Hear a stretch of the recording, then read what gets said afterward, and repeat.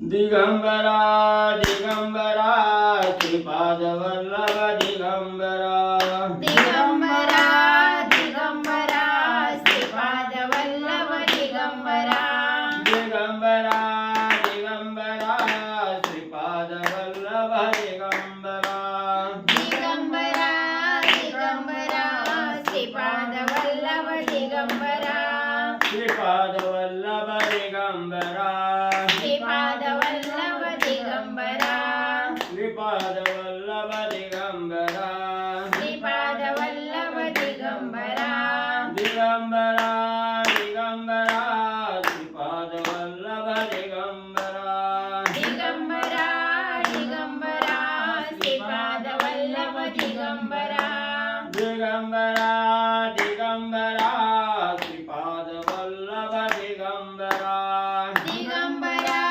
दिगंबरा श्रीपाद वल्लभ दिगंबरा श्रीपाद वल्लभ दिगंबरा श्रीपाद वल्लभ दिगंबरा श्रीपाद वल्लभ दिगंबरा श्रीपाद वल्लभ दिगंबरा दिगंबरा दिगंबरा श्रीपाद वल्लभ दिगंबरा दिगंबरा दिगंबरा श्रीपाद वल्लभ दिगंबरा दिगंबरा दिगंबरा श्रीपाद वल्लभ दिगंबरा दिगंबरा दिगंबरा श्रीपाद वल्लभ दिगंबरा श्रीपाद वल्लभ दिगंबरा श्रीपाद वल्लभ दिगंबरा श्रीपाद वल्लभ दिगंबरा श्रीपाद वल्लभ दिगंबरा दिगंबरा दिगंबरा श्रीपाद वल्लभ दिगंबरा दिगंबरा दिगंबरा श्रीपाद वल्लभ दिगंबरा दिगंबरा दिगंबरा श्रीपाद वल्लभ दिगंबरा दिगंबरा दिगंबरा श्रीपाद वल्लभ दिगंबरा श्रीपाद वल्लभ दिगंबरा श्रीपाद वल्लभ दिगंबरा श्रीपाद वल्लभ दिगंबरा श्रीपाद वल्लभ दिगंबरा दिगंबरा दिगंबरा श्रीपाद वल्लभ दिगंबरा दिगंबरा दिगंबरा श्रीपाद वल्लभ दिगंबरा दिगंबरा दिगंबरा श्रीपाद वल्लभ दिगंबरा दिगंबरा दिगंबरा श्रीपाद वल्लभ दिगंबरा श्रीपाद वल्लभ दिगंबरा श्रीपाद वल्लभ दिगंबरा श्रीपाद वल्लभ दिगंबरा श्रीपाद वल्लभ दिगंबरा दिगंबरा दिगंबरा श्रीपाद वल्लभ दिगंबरा दिगंबरा दिगंबरा श्रीपाद वल्लभ दिगंबरा दिगंबरा दिगंबरा श्रीपाद वल्लभ दिगंबरा दिगंबरा दिगंबरा श्रीपाद वल्लभ दिगंबरा श्रीपाद वल्लभ दिगंबरा श्रीपाद वल्लभ दिगंबरा श्रीपाद वल्लभ दिगंबरा दिगंबरा दिगंबरा श्रीपाद वल्लभ दिगंबरा दिगंबरा दिगंबरा श्रीपाद वल्लभ दिगंबरा दिगंबरा दिगंबरा श्रीपाद वल्लभ दिगंबरा दिगंबरा दिगंबरा श्रीपाद वल्लभ दिगंबरा श्रीपाद वल्लभ दिगंबरा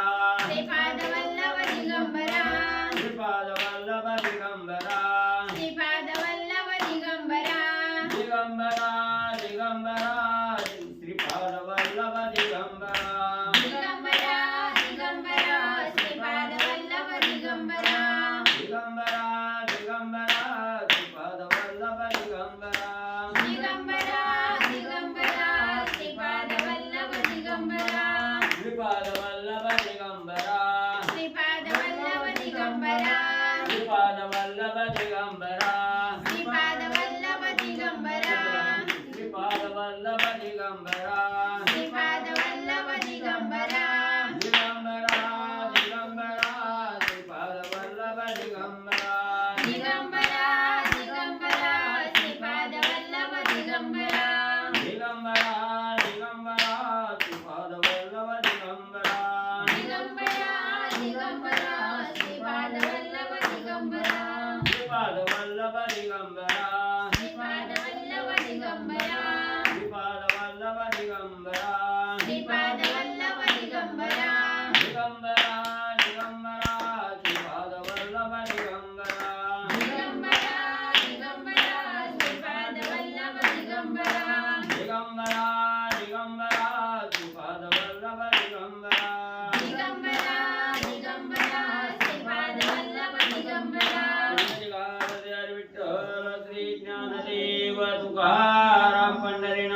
भगवान की जय। राजाधिराज प्रभु रामचंद्र भगवान की जय। श्री नवनाथ महाराज की जय। अवधूत चिंतन गुरुदेव दत्त वासुदेव हरि। श्री गणेशाय नमः। श्री सरस्वती नमः। श्री नवनाथाय नमः। जयंती सिंधुरवद्मदेव यत्पाद पूज्य स्मरणं वासरमणिरिवं तं सरासि नाशयन्ति विघ्ननं। या कुन्देन्दु तुषारार्धवलया शूरवस्त्रावृतं या वीणावरदण्डमण्डितकरा या श्वेतपद्मासना या ब्रह्माच्युत शङ्कर प्रभूतिदेवी तदा वन्दिता सा मा पातु सरस्वती भगवती निःशेषिजायपा। मूकं करोति वाचालं पङ्गुलङ्घयन्ते गिरिं यत्कृपातमं वन्दे परमानन्दमाधवं। नारायणं नमस्कृत्य नरं चैव नरोत्तमं देवी सरस्वती चैव ततो जयमुदीरयेतं। वसुदेवसुतं देवं कंसचाणूरमर्दनं देवकी परमानन्दं कृष्ण वन्दे जगद्गुरो। गुरुर्ब्रह्मा गुरुर्विष्णु गुरुर्देवो महेश्वरा गुरुर् साक्षात् परब्रह्म तस्मै न श्री गुरवे नमः। श्रोता वक्ता तुचितुदेवते रुक्मिणीवरा पांडुरंगाय नमः। पुंडलिकावती हरिविठ्ठल श्री ज्ञानदेव तुकाराम पंढरीनाथ भगवान की जय। श्री नवनाथ महाराज की जय। श्री गुरुदेव दत्त वासुदेव हरी। सर्वांना विनंती आहे, आज असणारा नागपंचमीचा आदला दिवस आणि दुसऱ्या दिवशी येणारी नागपंचमी। तर या नागपंचमीच्या दिवशी भगवंतानं असणाऱ्या स्त्रीला नागाचं पूजन करायला त्या ठिकाणी सांगितलं, किंवा आदल्या दिवशी असणाऱ्या ठिकाणी नागाचं वास्तव्य असं असणारं वारुळ, त्या वारुळाचं पूजन आदल्या दिवशी करायचं, दुसऱ्या दिवशी नागपंचमीच्या दिवशी नागाचं पूजन करायचं। ही का त्या ठिकाणी सांगितलं, कशामुळे ही असणारी रूढ त्या ठिकाणी पडली गेली, याचा असणारं सविस्तर वर्णन हरिविजय या ग्रंथात त्या ठिकाणी दिलं। त्या हरिविजय ग्रंथातील काही वळे या ठिकाणी तुम्हाला माहितीसाठी सांगण्यासाठी आणि म्हणजे आणलेले आहेत। श्री गणेशाय नमः। श्री सरस्वती नमः। श्री नवनाथाय नमः। वेगे आले मंदिरा माता मने भुवन सुंदरा कोणाचे पुष्पे सुकुमारा हिरोणी या आणली। कथेचं अनुसंधान नागपंचमीचा दिवस भगवान श्रीकृष्ण कंसाच्या बागेमध्ये गेले फुलाच्या, आणि फुलाच्या बागेमध्ये गेल्यानंतर ना त्या बागेमधली काही फुलं भगवंतांनी तोडली आणि ती फुलं घेऊन माघारी आले। यशोदेच्या हातामध्ये ती फुलं दिली, यशोदेच्या जवळ दिली आणि कृष्णाने सांगितलं आईला की ही फुलं आणलेली आहेत। त्याच वेळेस यशोदा मातेने विचारलं, काय विचारलं ऐका। कृष्ण मने ऐकवो जननी नाग पूजावे आजीचे दिनी या लागी तू जाणून पुष्पे दिदली जाण पाय। आईने विचारले कृष्णा फुलं कुठून आणली, कुठं मिळाली तुला, कुठं सापडली। कृष्णाने सांगितलं लय लांब नाही, म्हणलं मामाच्याच बागेमधली आणलेली। कंस कोण आहे, मामाच आहे। आणि त्या मामाच्या बागेतली फुलं आणलेत, कशासाठी आणलेत, नाग पूजावे आजीची दिनी। आजचा दिवस म्हणजे नागदेवतेची पूजा करावी लागते आणि त्या नागांची पूजा करण्यासाठी ही फुलं मी तुझ्यासाठी घेऊन आलो। आणि नागाची पूजा केल्यानंतर काय होतं किंवा कशासाठी नागाची पूजा करावी ऐका। आजी उरग पूजावे पंचमीशी तेने भोगेंद्र संतोषे मानसी हसत मग ऋषिकेशी संकर्षणा विलोकोनी। भगवान श्रीकृष्णानं यशोदा मातेला सांगितलं आई आज नागपंचमीचा दिवस आहे आणि आजच्या दिवशी नागाची पूजा करावी, आणि आज जर नागाची पूजा केली तर त्या नागदेवतेला आनंद होतो। बळीराम दादा जवळच उभा होते। कृष्ण भगवंताने असं सांगितल्यावर बळीराम दादाकडे पाहिलं आणि बळीरामाला हसू आलं, कारण बळीराम दादा शेष मूर्ती आहे, नागाचे अवतार आहेत ते. आणि कृष्णानं पूजा करायला सांगितल्यानंतर ना दादाला हसू आलं आणि कृष्णानं आणलेले फुलांनी यशोदा मातेनं नागदेवतेची नागपंचमीची पूजा केली. श्री गणेशाय मात्री सरस्वती मात्रे नमनाथाय नमो नमः. जय जयाजी करुणानिधी आगम गोचर विशाल बुद्ध सकळ मुनिमान हृदय वृंदे बुद्धान वाटे आनंदाचे. कथेचं अनुसंधान ग्रंथकर्ते धुंडी मालुसुत या ठिकाणी सांगतायत. भगवान परमात्मा आहे, करुणा निधी आहे, सगळ्यांचा सांभाळ करणारा तो भगवंत आहे, अगोचर आहे आणि भगवंताची आघात बुद्धी आहे. बुद्धीची बुद्धी आपण अंतरात्मा रघुनंदन असा असणारा तो भगवान परमात्मा आहे. सगळ्यांच्या हृदयामध्ये वास करणारा आहे, सर्वांच्या हृदयामध्ये राहणारा असा तो भगवंत महाराज सांगतात. हे योगी मानस रंजनी पंढरीच्या मूळ पीठवासिनी पुंडलिकाचे आराध्य स्वामिनी उभ्या ससी विठेवरी. आणि ग्रंथकर्ते सांगतायत हे असणाऱ्या भगवंता योगी यांच्या मनाचं रंजन करणारे तुम्ही भगवान परमात्मा आहात. आणि पंढरपुरामध्ये राहणारी मूळ मूर्ती भगवान परमात्मा येतो. आणि तोच सगळी देवता एकच आहे. जो राम आहे, कृष्ण आहे, तोच विठ्ठल आहे. लंके पुढे वज्र ठाणा सोडी बाणा पाठी बाणा तेव्हा दंड भागले म्हणून श्रीराम जगनी ठेविले कर. कोण आहे? पांडुरंग परमात्मा तोच आहे. लंके पुढे युद्ध केलं, रामाचे हात दुखायले म्हणजे आता हात कटेवरती ठेवले, कमरेवरती ठेवले आणि तोच पंढरपुरामध्ये पुंडलिकाच्या सांगण्यावर भगवान परमात्मा आला. महाराज सांगतात. सौम्य दिसाची परी नेटकाय बहुत ठक चित्त चालकाय भक्त मानस भावारक शिगाल सुकृत उरण्य.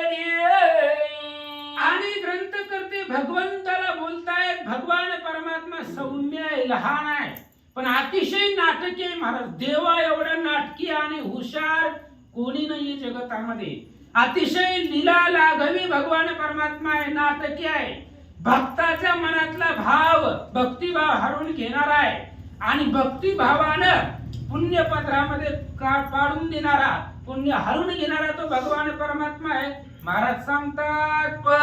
कैशी भका समानाय नासाग्र भागी दृष्टी ठेवूनाय कोणी म्हणेल गरीबावान चांगुलपण मिरवीत असे.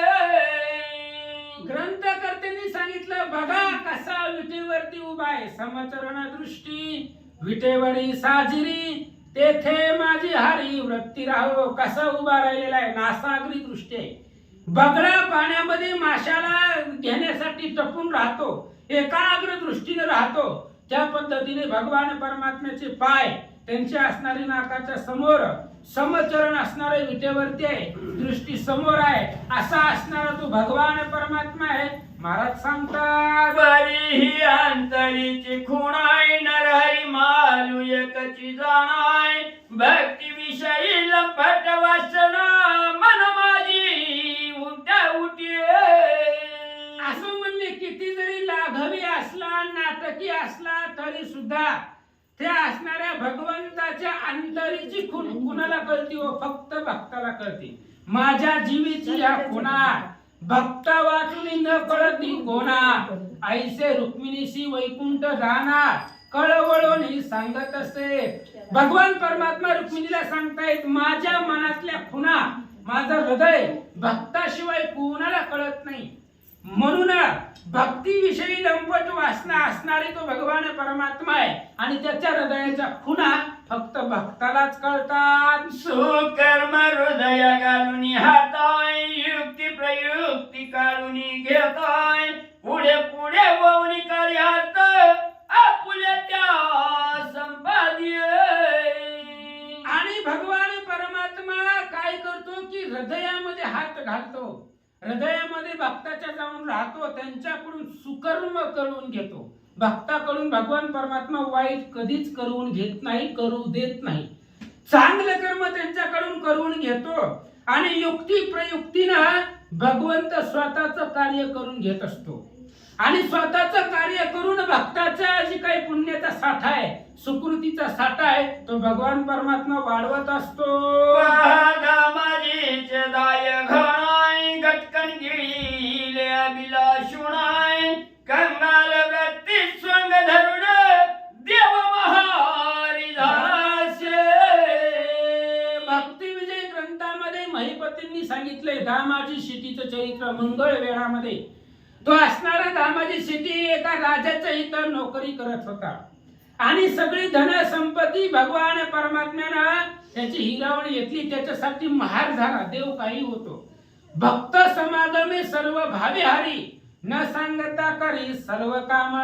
भक्ताचं काम करण्यासाठी भगवंत तत्पर होतो आणि लाज भय शंका न धरता त्याचं कार्य तत्परतेने पार पाडतो. खूप नरहरी सबळ सुवर्ण कर्माय तयाच्या विषयीवरीला कामाय भांडावे तो जन्म जन्म शिवमाऊली राहत असे. नरहरी सोनार आहे आणि ती नरहरी सोनार महादेवाचा निस्सिम भक्त होता. तो महादेवाशिवाय दुसऱ्या दैवताला मानितच नव्हता. कधी पंढरपूरला आला नाही, पांडुरंगाचं दर्शन घेतलं नाही, पण महादेवाचं सदोदित दर्शन घेत होता, भक्ती करत होता. आणि त्याच महादेवाची भक्ती करत असताना पंढरपुरामधल्या एका वारकऱ्याने सांगितलं की ड्रेस कपड्याचं माप घ्यायचंय, चला पांडुरंगाला पोशाख शिवायचा आहे, चला पंढरपूरला. नरहरी सोनार म्हणलं नाही जात म्हणले, आपण त्या देवाला पाहत बी नाही म्हणले, फक्त महादेव, दुसरा देव आपल्याला चालत नाही म्हणले. डोळं झाकून माप घ्या देवाचं, तुम्हाला नाही त्याचं तोंड बघायचं तर. मग डोळ्याची पट्टी बांधली, पांडुरंगाचा असणाऱ्या शरीराची रचना पाहिली गेली आणि पुन्हा मग त्या ठिकाणी असणारं आणि महादेवाची पूजा केली. आणि महादेवाची पूजा करत असताना पांडुरंगाचं जे अवयव होतं तेच महादेवाच्या पिंडीला लागले गेलं आणि त्या असणाऱ्या नरहरी सोनारासाठी भगवान परमात्मा त्या महादेवाच्या मौळीवरती जाऊन विराजमान झाले, दाखवून दिला हरिहरा भेद नाही, अशा प्रकारचं नरहरी सोनाराला प्रचिती दाखवले. खूप जादा दुला वाकडा तिकुडाय नाही म्हणे तिला झाला पुंडाय वृंद पुरुष ही जरा स्मशान वस्ती केली असे. कुब्जा आहे भगवंताची भक्त आहे ती कुब्जा आणि भगवंताच्या प्रत्येक अवतारामध्ये सदोदित असणारी ती कुब्जा आहे. राम अवतारामध्ये मंथरा होती, कृष्ण अवतारामध्ये कुब्जा झाली, भगवंताने तिला शाप दिला की वाकडी होची. आणि अशा प्रकारची कुब्जा ज्यावेळेस भगवान श्रीकृष्ण मथुरेला आले त्यावेळेस चंदनाचा लेप त्या असणाऱ्या कुब्जेनं भगवंताच्या शरीराला लावला आणि ती भक्ती प्रेमाचा जे काही स्वीकार आहे तो भगवंताने केला. ठेकवणी मारिला काळ यवनाई 16 सहस्र दादुला भवनाय शेवटीन पावे समाधान ब्रह्मस्थिती वरली असे. भगवान श्रीकृष्णाने काळ यवनाला मारलं, ठकवून मारलं, फसवून मारलं. काळ यवनाला मारणं देवासाठी अवघड नाही, काही सुद्धा अवघड नाही. पण त्या मुजुकुंदाचं वरदान, इंद्रदेवाचं वरदान खरं करायचं, सत्य करायचं. काळ यवनाला मारलं, 16,108 बायका केल्या आणि एवढ्या पत्नी असून सुद्धा स्वतःला ब्रह्मचारी म्हणून घेणारा तो भगवान परमात्मा. श्री गणेशाय नमः. श्री सरस्वते नमः. ठकवणी मारिला काळ यवन 16 सहस्र दादुला होवण शेवटी न पावे समाधान ब्रह्मस्थिती वरिलीसे. भगवान परमात्मा आहे, लीला दाखवणारा तो असणारा भगवंत आहे. काळ यवनाला मारलं, समुद्रामध्ये द्वारका निर्माण केली. कशासाठी? फक्त काळ यवनासाठी.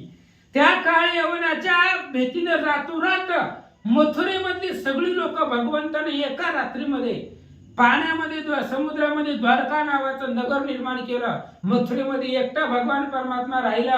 काळ यवनाच्या पुढे भगवंत आणि काळ यवन पाठीमागे पळत होते. मुजुकुंदाच्या गुहेमध्ये आले, त्याच्या अंगावरचं पांघरून घेऊन स्वतः भगवान परमात्मा झोपले. काळ यवन आला, त्या मुचकुंदाला लात मारली, दृष्टीने भस्म केला, फसवून त्याला मारलं असं सांगतात. चक्षुगोचर होत जे जे ते मागू शके अति निर्लज्जे सुदामाचे पृथुक भाजे कोरडे न म्हणे सहसाही. भगवान परमात्मा आहे. आपण भक्ती भावाने काही जरी दिलं तरी तो स्वीकार करतो. अख्खा नारळ देवाला फोडतो, एक तुकडा देवाला ठेवतो, सगळा नारळ घरी आणतो. असं भगवंत आहे. तो प्रेमाने दिलेलं काही घेतो. सुदाम्यानं दुसऱ्याच्या घरातलं उष्ण आणलेलं पोहे होते, तेही कोरडे, ते काय शिजवलेले वगैरे नव्हते, कोरडी पोहे आणलेले होते. आणि ते असणारे कोरडी पोहे कापडाच्या या का असणाऱ्या फाटक्या कापडामध्ये गुंडाळून आणलेले होते. ते भगवंताने ती पोहे खाल्ली आवडीनं. आणि पोहे खाल्ल्यानंतर नवल केले गोपाळे मुष्टीभर पोहे भक्षिले इंद्रपद तुल्य राज्य दिदले सुदाम्यासी प्रीतीने. भगवान परमात्म्याचं नवल आहे. मुठभर पोहे खाल्ले देवानं आणि इंद्राच्या राजगादीला अमरावतीला लाजवेल अशा प्रकारे सोन्याचं नगर भगवंताने सुदामाला भक्तीसाठी दान दिला. कायवरीला मृत्यू दुकाने द्रौपदीची खाया भाजी पाणे हात ओढवणी लाजिरवाणे मिटक्या मारुणी बक्षितसे. अहो काय त्या देवाला काय दुष्काळ पडला होता का काय म्हणून द्रौपदीच्या घरचं भाजीचं पान सगळे जेवण झाल्यानंतर ना ताटाला एक फक्त भाजीचं पान राहिलं होतं. आणि ती एक पान खाल्लं कृष्णानं. आता त्याला काय दुष्काळ पडला होता का त्याच्या घरी नव्हतं खायला. पण प्रेम आहे, आवड आहे. पांडव वनवासामध्ये होते. वनवासामध्ये असताना दुर्वास महाराज आले फसवायला. आले नाही, त्यांना पाठवलं तर दुर्योधनानं. जावा म्हणले त्यांची फजिती करा. पण ज्याचा पाठीराखा भगवंत आहे त्याचं कोण काय करणार आहे. दुर्वास ऋषी आले आणि सूर्यदेवानं द्रौपदीला एक ताट दिलं होतं आणि सांगितलं हे ताट काम धेनुसारखं काम करणार आहे. मागील ती पदार्थ येणार, पण तू जेवण केलं आणि तू त्या ताटामध्ये हात धुतला, ती ताट पालतं घातलं, पुन्हा त्या ताटामध्ये पदार्थ येणार नाही. ही दुर्वास ऋषीला माहिती होतं. आणि सगळ्याची जेवण झाली, द्रौपदी जेवली, हात धुवून ती ताट पालतं टाकलं. तेव्हा दुर्वास ऋषी 60,000 शिष्यवर्ग घेऊन द्रौपदी पाशी आले आणि सांगितलं दे जेवायला. द्रौपदीला चिंता वाटली, आता कुठून जेवण द्यावं. मग भगवान श्रीकृष्णाचा धावा केला आणि भगवान श्रीकृष्ण तिथं आले आणि कृष्ण सुद्धा आले म्हणले द्रौपदीला दे जेवायला. कृष्ण म्हणले इथंच 60,000 घेऊन बाबा आलाय, ह्याला जेवायला काय नाही म्हणून तुला बोलवलं. मग कृष्णानं द्रौपदीला सांगितलं त्यांना पाठव नदीच्या स्नानाला, तोपर्यंत आपण जेवणाची तयारी करू. दुर्वास ऋषीला सांगितलं द्रौपदीने 60,000 ऋषी मंडळी घ्या आणि स्नान करून या, तोपर्यंत ताट तुम्हाला हजर. मग दुर्वास ऋषी स्नान करण्यासाठी गेला. कृष्णाने द्रौपदीला विचारलं घरामध्ये काय आहे का बघ म्हणली. द्रौपदी म्हणली काही नाही देवा, ताट 2 पालतं घालून ठेवले. बघ म्हणले काहीतरी असेल. मग त्या असणाऱ्या ताटाला फक्त भाजीचं एक पान चिकटलेलं होतं आणि ती पान कृष्णानं खाल्लं आणि त्या ताटामध्ये पंचपक्वान्नाचं जेवण सर्व ऋषीसाठी ताट सिद्ध केली. अशा प्रकारचा तो भगवान परमात्मा आहे असं महाराज सांगतात. शबरीचे बोरे उचिष्ट पाहुण न म्हणे बक्षी मन लावून चोखियाचा पदार्थ गोड पाहुण हृदयसहित सारितसे. भगवान परमात्मा आहे आपल्याला सर्वांना माहित आहे. अरण्य कांडाचा 23वा अध्याय कांडाची सांगताच आणि त्या 23व्या अध्यायामध्ये शबरी आणि त्या शबरीला मातंग ऋषींनी आशीर्वाद दिला होता. सांगितलं होतं देव तुझ्या दाराला येईल, तुझ्या घराला येईल, फक्त केव्हा येईल हे सांगितलं नव्हतं. आणि त्याच एका आशेवरती बसलेली शबरी एक ना एक दिवस राम माझ्या आश्रमाला येणार आहे, कारण ऋषीने सांगितलेलं आहे, खोटं होणार नाही. त्या दिवसापासून शबरी रोज बोरं आणून देवासाठी ती बोरं अगोदर खात होती. आंबट आहेत का, गोड आहेत का, तुरट आहेत का, कसे आहेत ती बोरं आधी स्वतः खायची आणि उष्टी बोरं एका द्रोणामध्ये रामासाठी रोज ठेवत होती. आणि भगवान परमात्मा एक दिवस तिच्या आश्रमामध्ये आले आणि तीच उष्टी बोरं शबरीनं देवाच्या पुढे ती द्रोण ठेवलं गेलं आणि त्या द्रोणामधली आवडीनं शबरीची उष्टी बोरं भगवंताने खाल्ली गेली असं सांगतात. नामा बाळ ठकवून त्वरित नैवेद्य भक्षित हातोहात तस्मात किती दुर्गुणात सद्गुणाते आणावे. भगवान परमात्म्याने काय केलं, नामदेव लाडकी भक्त आहे. आणि नामदेव लाडकी का आहे तर नामदेव म्हणजे उद्धव आहे आणि भगवंताच्या सदोदित सोबतीला असणारा तो उद्धव आहे. आणि तोच उद्धव कलियुगामध्ये नामदेव या नावानं अवतार घेतला आणि नामदेवाचे वडील जात होते असणारे भगवंताची पूजा करायला, नैवेद्य दाखवायला. एक दिवस त्यांच्या वडिलांना पहाटे पहाटे बाजारामध्ये लवकर गेले आणि आईने सांगितलं नामदेवाला, जा देवाला नैवेद्य दाखवून ये. नामदेव महाराजांनी ताट घेतलं, छोटेसे होते, आणि ती ताट घेऊन रावळामध्ये गेले. रावळामध्ये गेल्याबरोबर ती ताट देवाच्या पुढे ठेवून सांगितलं, खा. आता देव काय खाणार नव्हता, देव काय खात नव्हता. मग त्यावेळेस नामदेवाने सांगितलं, माझे पप्पा रोज ताट घेऊन येतात, ते नैवेद्य घर आणत नाही, मग त्यांच्या हातचा खातो, मग माझ्या हातचा का खात नाही? जोपर्यंत खात नाही तोपर्यंत तिथून उठणार नाही. मग त्यावेळेस त्या नामदेवाच्या भक्तीसाठी भगवान परमात्मानं सगुण रूप धारण केलं आणि नवे असामान्य महिमा संताचा नैवेद्य हातीचा मूर्ती जेवी. नामदेवाच्या हातातला नैवेद्य मूर्तीरूपी पांडुरंगाने तो असणारा नैवेद्य प्राशन केला. अशा प्रकारच्या अनेक दुर्गुण आहे भगवंताचे आणि ते सगळे सद्गुणामध्ये किती आणावे महाराज सांगतात. असोयसे परम ठकणी येऊनी बैसली ग्रंथ श्रेणी, मम चित्ताचे समूळ घेऊनी पायापासी ठेवी तसे. असं म्हणले सगळ्या जगाला ठकवणारा तो असणारा भगवान परमात्मा आहे आणि तोच भगवान परमात्मा म्हणजे शक्ती रूपिणी आहे. आणि आता ग्रंथाच्या कथेला, ग्रंथाच्या प्रारंभीला, सुरुवातीला त्या भगवंतानं अक्षरावरती येऊन बसावं, कारण भगवंताची कथा अक्षरामधून जगापुढे मांडता येते, सांगता येते, म्हणून त्या अक्षरावरती त्या भगवंतानं बसावं महाराज सांगतात. असोतीचे वरदे करुणा श्रोते ऐकाता कथना, मच्छिंद्र श्री मच्छिंद्र योगी पूर्ण हिंगळा कारणी संचरला. असं म्हणले आता ऐका, त्या जगदंबाच्या भगवंताच्या वरदानानं कथेला अवधान द्या, लक्ष द्या. पाठीमागच्या अध्यायामध्ये आपण मच्छिंद्रनाथाचं आणि मारुतीचं युद्ध, सुरुवातीला त्यांनी युद्ध केलं, त्यानंतर त्यांच्यामध्ये सख्यत्व झालं, एकमेकाला भेटले आणि भेटून मारुती हनुमंतराच्या रामेश्वरावरती भगवान श्रीरामचंद्राच्या नामस्मरणामध्ये तल्लीन झाले आणि मच्छिंद्रनाथ पुढे तीर्थ करण्यासाठी आपल्या प्रवासाला निघाले. मागील अध्यायी कथना मच्छिंद्र मारुतीचे युद्ध होऊन शेवटी प्रीती विनटून हिंगळाख्य स्थाना पावले. पाठीमागच्या अध्यायाचं कथन आहे, मच्छिंद्रनाथ आणि मारुतीचं युद्ध झालं. दोघेही योगी आहेत, दोघेही जती आहेत आणि दोघेही ब्रह्मचारीच आहेत. आणि अशा प्रकारचे दोघे जण एक समान ताकदीचे असणारे दोघही ईश्वराचा अवतार आहेत. आणि मच्छिंद्र मारुतीचं युद्ध झालं, शक्य झालं, एकमेकाला भेटले आणि मग हिंगळाज देवीचं दर्शन घ्यावं, त्यासाठी ते असणाऱ्या हिंगळाज देवीच्या अधिष्ठानापाशी त्या वनामध्ये त्या देवीच्या दरवाजामध्ये येऊन मच्छिंद्रनाथ थांबले. ती ज्वालामुखी भगवती महाप्रदीप्त आदिशक्ती, तेथे जाऊन द्वाराप्रती मच्छिंद्रनाथ पोचले. आणि ती असणारी आदिशक्ती जगदंबा आहे. तू आदिशक्ती जगदंबा, भवानी कुलस्वामिनी अंबा, अशा प्रकारची ती जगदंबा आहे.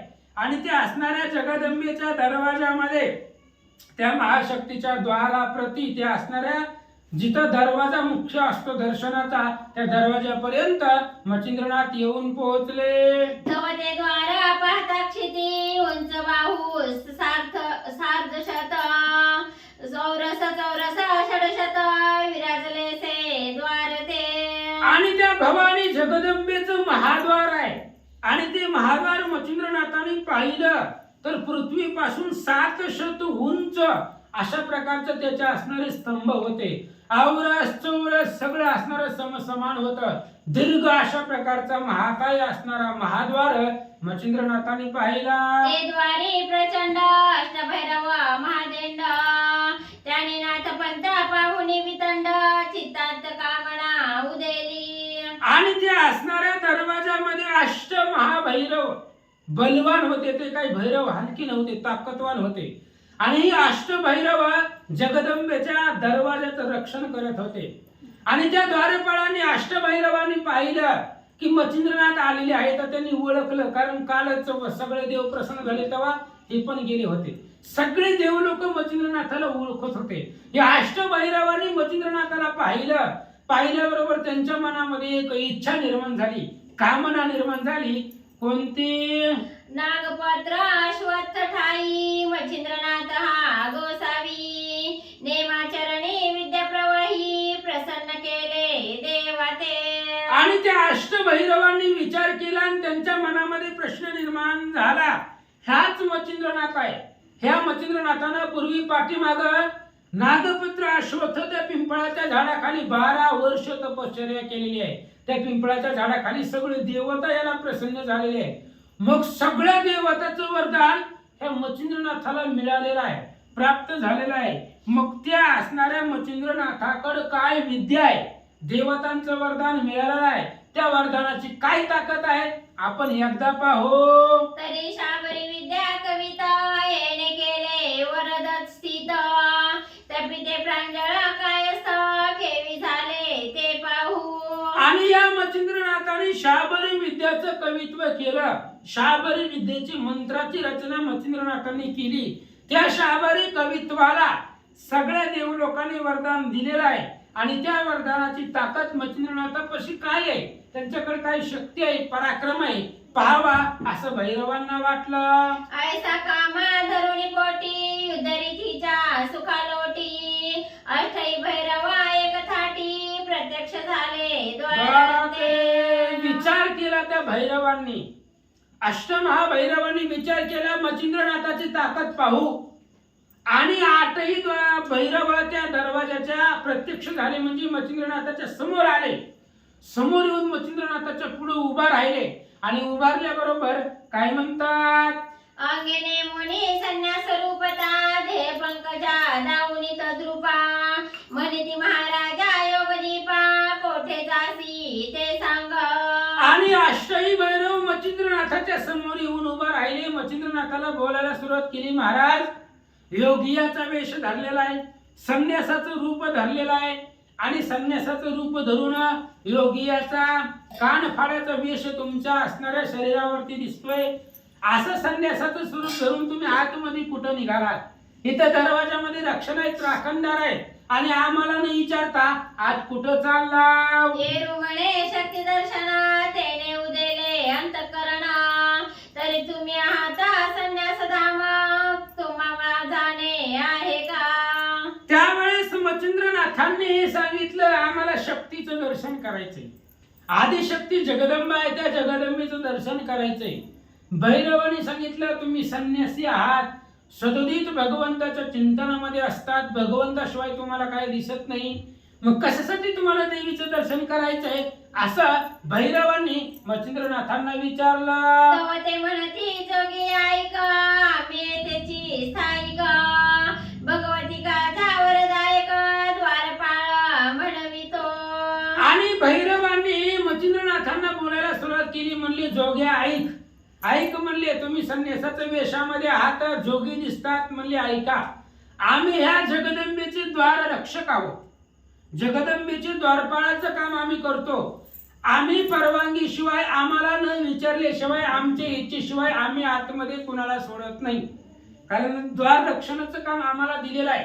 त्यामुळे आम्हाला जर वाटलं जाऊ द्यावं ह्याला दर्शनाला तर आम्ही सोडतो, नाहीतर आम्ही सोडत नाही असं कुणालाही देवीच्या दर्शनाला. तुम्हाला जाता येणार नाही, आमची परवानगी घ्यावी लागेल, आम्हाला न विचारता कुठं निघाला आहोत असं भैरव मच्छिंद्रनाथांना बोलतात. तरी येथे कामना स्थित दर्शनार्थ कोणी येत तरी पाप पुण्य पुसवित व्रत मार्गापरी योजित असं. आणि आमचं एक काम आहे म्हणले, आम्ही कुणी बी आलं डायरेक्ट आम्ही देवीचं दर्शन देत नव्हतं त्यांना. कुणी जरी आलं तरी आम्ही इथं देवीच्या कामासाठी आहोत, देवीच्या काजासाठी. देवीनं आम्हाला त्यांच्या रक्षणासाठी, द्वार रक्षणासाठी ठेवलेलं आहे. कोणी बी येईल देवीचं दर्शन करायचं म्हणून आम्ही नाही सोडत. आले आले आधी आम्ही विचारतो, पाप किती केलंय, पुण्य किती आहे, पाप पुण्याचा हिशोब इथं आम्हाला द्यावा. जर वाटलं आम्हाला याचं पुण्य जास्त आहे तर आम्ही देवीच्या दर्शनाला पाठवतो, जर पाप असलं तर आम्ही पाठवत नाही देवीकडे. त्यामुळं पाप आणि पुण्याचा गणित आम्हाला हिशोब सांगा. जन्मल्यापासून आतापर्यंत किती पाप केली आणि किती पुण्य केली याचं मोजमाप आम्हाला द्या आणि पुन्हा दर्शनाला जावा. अगापुमांचा प्राणी शब्द रचने दिसून येता चित्त कामणे त्या प्रसादुनी अंब दर्शने सिद्ध करीतो महाराजा. ऐका म्हणले महाराज योगी, ऐका म्हणले आम्ही असं कुणालाही देवीच्या दर्शनाला पाठवत नाही. अगोदर आम्ही त्या प्राण्याला, जो कोणी देवीच्या दर्शनाला आलेला आहे त्याला आम्ही बोलतो, शब्द कुसुमानं त्याला विचारतो, पाप पुण्याचा साठा आम्ही अगोदर आमच्यापाशी घेतो आणि मग जर पुण्य असेल तरच आंबेच्या दर्शनासाठी, देवीच्या दर्शनासाठी आम्ही त्याला पाठवतो. आणि पाप कलहार दुर्जटी आमुदे दिसुनी येता दृष्टी, त्यासी मागे परत होणी राहटी, तो पुरुष दर्शनासी मिरवेना. ऐका महाराज, आम्हाला तुमचं पाप आणि पुण्य सांगा. तुम्ही किती पाप केलंय, किती पुण्य केलंय ते आमच्यापाशी हिशोब द्या. जर तुमचं पुण्य असेल तर आम्ही देवीच्या दर्शनाला तुम्हाला पाठवतो, आणि जर तुमचं पाप जास्त असेल तर तुम्हाला या दरवाजातून माघारी जावं लागेल. तुम्हाला देवीचे दर्शन होणार नाही. देवीच्या दर्शनासाठी आम्ही प्राण्याचं, जीवाचं पाप पुण्य पाहतो, असा जगदंबेचा आदेश आहे आम्हाला. जर त्याचं अधिक पुण्य थोडं जरी जास्त असेल तरी लगेच देवीच्या दर्शनाला आम्ही पाठवतो, आणि जो पापी पुरुष आहे त्याला आम्ही देवीच्या दर्शनाला पाठवत नाही, त्याला इथून माघारी पाठवतो. म्हणून पाप पुण्य सांगा असं भैरव बोलू लागले. तस्माता वागोत्तराचे देठी प्रसाद मिरवला हो शेवटी, तरी त्वत कामना उदेली पोटी आंबा दर्शनी मिरवावे. म्हणून ऐका महाराज, आम्ही आमचं काम करावे. तुम्हाला वाटेल हे आडवायला लागले आणि काही बी विचारायला लागले, तर असलं नाही. आम्ही आमचं काम करतोय. तुमचं पाप पुण्याचा जो काही असणारा साठा आहे, गणित आहे, ते आम्हाला सांगा. जर तुझ्या मनामध्ये देवीच्या दर्शनाची इच्छा असेल, खरोखरच तुम्हाला जर देवीचं दर्शन घ्यायचं असेल तर आम्हाला पाप पुण्याचा साठा सांगा आणि देवीच्या दर्शनाला जावा. तरी महाराजा योगद्रुमा पाप पुण्याचा झाडा आम्हा, दर्शवणी दर्शन कामा स्वस्त करी रती सुखा. म्हणून महाराज तुम्ही योग मूर्ती आहात, संन्यासाच्या वेशामध्ये आहे. आम्ही तुम्हाला अडवणार नाही, थांबवणार नाही. फक्त आम्ही आमचं काम व्यवस्थित करायलो. आम्हाला तुमचं पाप पुण्य सांगा. पाप पुण्याचा साठा तुमचं जे काय जीवनामध्ये केलेलं कर्म आहे, त्या कर्म रहाटीनं पाप पुण्य ठरलं जातं. वाईट कर्म केलं असेल तर पाप असेल, चांगलं पुण्य केलं असेल, कर्म केलं असेल तर पुण्य असेल. त्यामुळे ते दोन्ही आम्हाला सांगा. पुण्य वाटलं तर आम्ही देवीच्या दर्शनाला पाठवतो. अंतर्याला अर्थ गंधर्प येथे करिता काही लोप, तरी संचारा करिता द्वार माप मध्ये अटक महाराजा. महाराज, आमच्या शब्दावरनं, आमच्या बोलण्यावरनं तुमच्या मनामध्ये जर काही वेगळी विचार आले, किंवा समजा आम्हाला तुम्ही पाप पुण्य सांगितलं नाही आणि तसंच आमच्या प्रश्नाचं उत्तर न देता तुम्ही आम्हाकडे दुर्लक्ष करून जर देवीच्या दर्शनाला निघालं, तुम्ही देवीपर्यंत जाऊ शकणार नाही. मध्ये खूप संकट आहेत, अडचणी आहेत. फक्त आम्हीच नाही रक्षण, आमच्या पाठीमागे आतमध्ये सुद्धा रक्षण आहेत.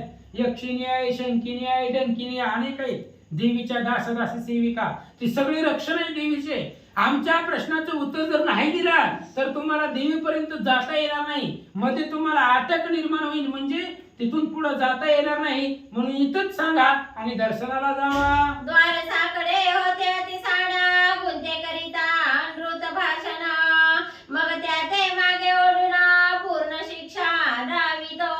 आणि आमचं जे काम आहे ते आम्ही परिपूर्ण करतो महाराज म्हणले. भैरव बोलताय, ही दरवाजावरचं जी संकट आहे, ही दरवाजावर आम्ही थांबलेलो आहे.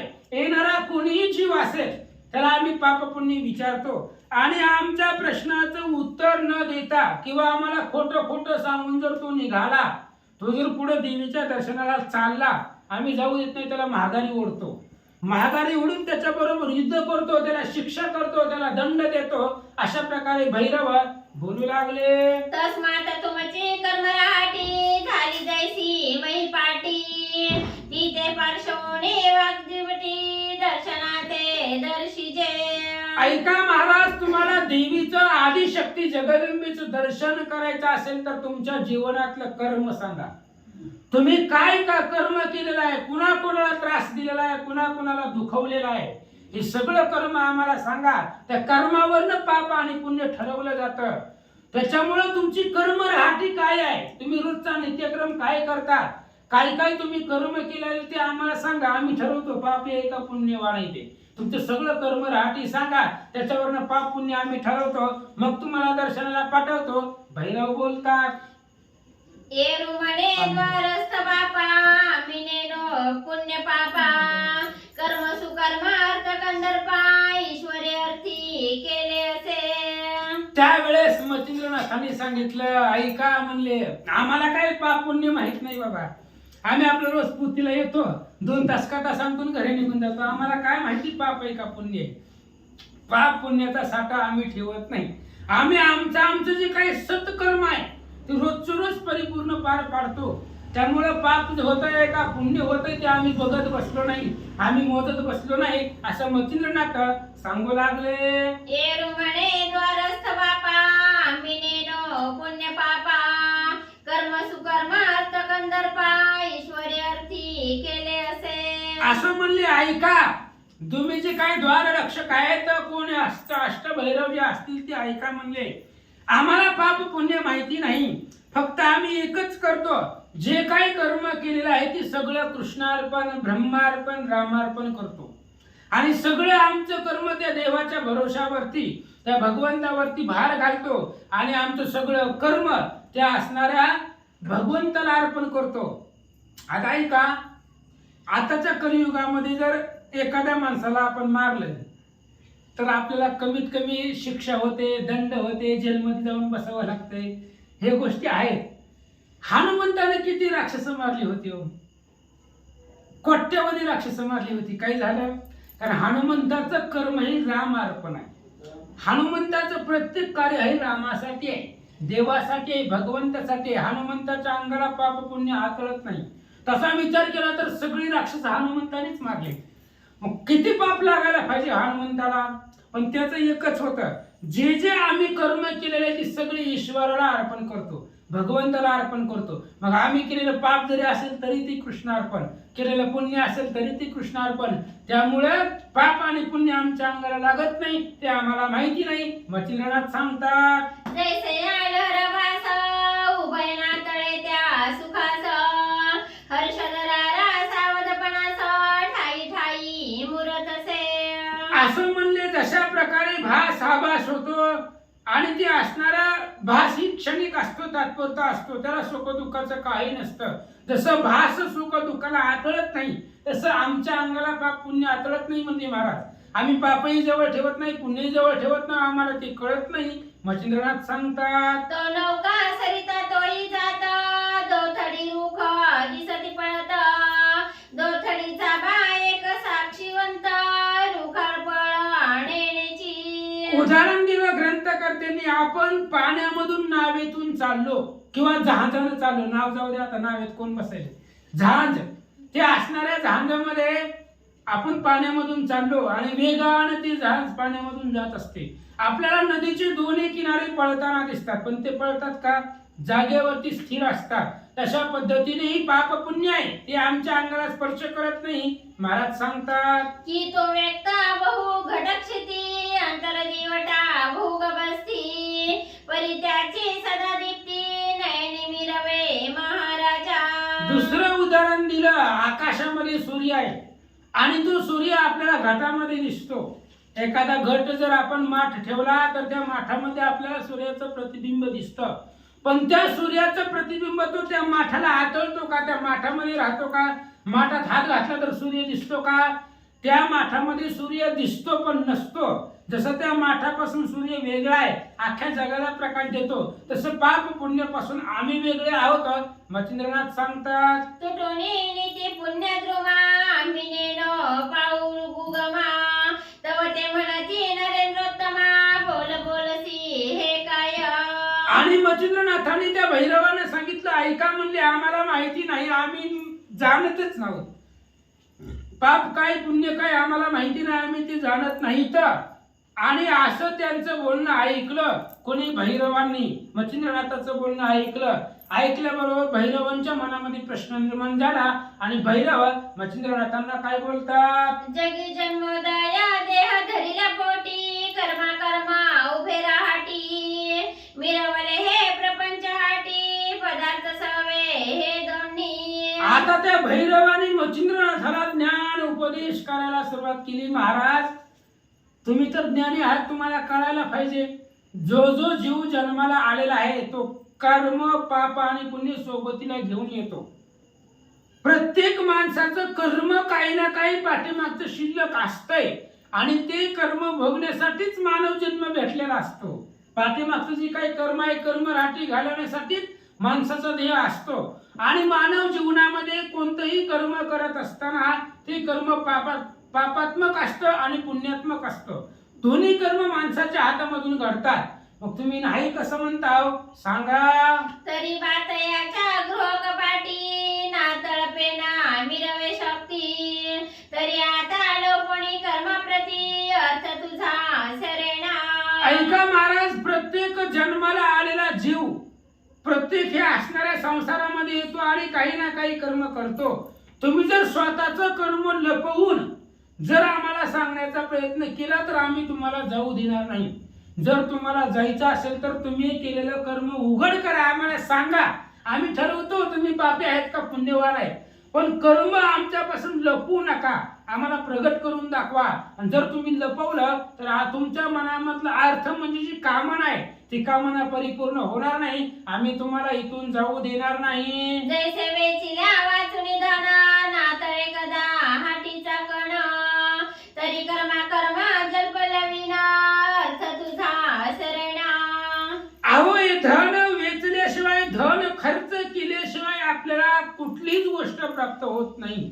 जर एखादी गोष्ट आपल्याला प्राप्त करायची असेल घ्यायची असेल तर कमवलेलं धन तिथं घालवावं लागतं. तसंच ही सुद्धा आहे.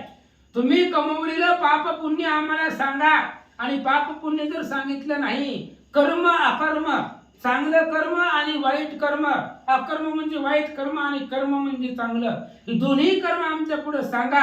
हे जर तुम्ही सांगितलं नाही तर तुमच्या मनातली इच्छा पूर्ण होणार नाही, आम्ही तुम्हाला जाऊ देणार नाही. तरी प्रांजळ वचना प्रवाही कामसरिता मिरविल्याही तेने दर्शने अंबापायी संगमाते मिरवेला.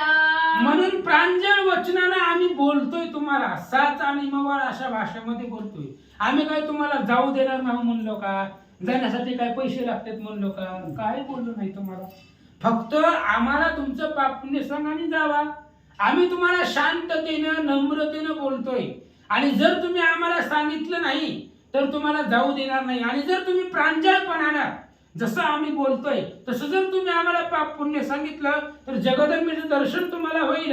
अष्टभैरवा नाथांना बोलतात. ना तरी गौना धरुणी पोटी वदता अर्थ न लागे जेठी प्रांजळ वदा की शेवटी फिरून जाशील माघारा. म्हणून तुमच्या मनामध्ये काही प्रश्न येईल आणि तुमच्या मनामध्ये येऊन तुम्ही जर आम्हाला पाप पुण्य सांगितलं नाही, तुमच्यापाशी दोनच पर्याय आहेत बघा महाराज. जर तुम्हाला देवीचं दर्शन घ्यायचं असेल तर तुमचं कर्म अकर्म सांगा, त्याच्यावरनं आम्ही तुमचं पाप पुण्य ठरवतो. आणि जर आता तुम्हाला तुमचं कर्म सांगायचंच नसेल, शेवटचा पर्याय इथून माघारी जावा, तुम्हाला या दरवाजामधून आतमध्ये जाऊ देणार नाही. अशा प्रकारे भैरव नाथांना बोलतात. तू प्रांजळा वदलविना करुण देऊ तुझे गमन बहुचावटी जलपल्यान शिक्षा पावसी येथे तू. ऐका महाराज, तुम्ही आम्हाला शांततेनं, प्रांजळ म्हणजे नम्रतेनं बोलायचं आणि सांगायचं. आम्ही जे जे विचारेल ते ते आम्हाला सांगायचं. जर तुम्ही आम्हाला नम्रतेनं शांततेनं जर आमच्या प्रश्नाची उत्तरं तुम्ही दिली नाहीत तर आम्ही तुम्हाला जाऊ देणार नाही. आणि जर तुम्ही आगाव बोलला, जर जास्त आमच्या पुढे जर बोलायला लागलो तर आम्ही मग शिक्षा करतो, दंड करतो, आम्ही त्याला मारतो. जर तुम्ही जास्त आम्हाला बोलायला लागले, आम्ही आमचं काम करायलोय, त्यामुळे तुम्ही सांगा व्यवस्थित पद्धतीने तुमचं पाप पुण्य आणि देवीच्या दर्शनाला जावा. आणि जर तुम्ही नाही सांगितलं, जर जास्त बोलायला लागले तर आमच्या हातून शिक्षा तुम्हाला प्राप्त होईल, असं भैरव बोलतात. ऐसे ऐकता मच्छिंद्रनाथ म्हणे शासनी उदेला आदित्य सूत तेथे तुमची शक्ती अद्भुत केवी वर्णू मशक हो. त्याच वेळेस मच्छिंद्रनाथांनी विचार केला, म्हणले आता हे आपल्यापाशी लई उद्धटपणानं बोलायला लागले हे अष्टभैरव. अरे जर तुम्ही युद्धाची भाषा करायला लागले, युद्धाच्या गप्पगोष्टी करायला लागले तर सूर्य महाराजाला आम्ही जिंकलंय, सूर्यदेव सुद्धा आमच्या पुढे फिक्का आहे. आम्ही त्यांच्याही प्रतापाला जिंकलेला आहे. आणि काय 33 कोटी देव आमच्यावरती प्रसन्न आहे. आमच्या पुढे जर युद्धाला कोणी सुद्धा उभं राहू शकत नाही. काय आम्हाला थरथर कापतोय आणि तुम्ही तर मशकासारखे चिलटासारखे माझ्या पुढे आहेत. मच्छिंद्रनाथ बोलतात, जो महाप्रलया भद्र रुद्र तो ग्रासुनी बैसला मुखचंद्र तेथे तुमची कथा महेंद्र काय असे मशक हो. अरे ऐका, जो असणारा महारुद्र असणारे जे काही महादेव जे आहेत ते महादेव आमचे सखे आहेत, पाठीराखे आहेत. जो काळाला खाणारा आहे, काळाला जो असणारा गिळलेला आहे, अशा प्रकारचे भगवंताचे वरदान आहे. तर ते देव आमच्या सोबतीला आहेत किंवा काळाला सुद्धा दंड करू. मग जर आम्ही काळाला दंड करू शकतो तर तुम्ही मशक आहेत, आमच्या पुढे चिलट आहेत असं मच्छिंद्रनाथ भैरवांना बोलतात. ऐसे ऐकता मच्छिंद्र गोष्टी परम क्रोधाची झाली दाटी मग ते अष्टभैरव थाटी एकदाची उठावले. मच्छिंद्रनाथाचं बोलणं ऐकलं बरोबर अष्टभैरवांना राग आला. कारण त्यांना ह्या मच्छिंद्रनाथांची शक्ती पाहिजे होती. देवांचं वरदान आहे असं त्यांनी ऐकलं होतं, बघितलं होतं. मग किती ताकद आहे बघू, कारण यांना सुद्धा गर्व होता यांच्या ताकदीचा. ह्या भैरवांना आम्हीच देवीचे द्वारपाळ आहेत आणि आम्ही कोणाला जाऊ देणार नाही असा बी गर्व त्यांना होता.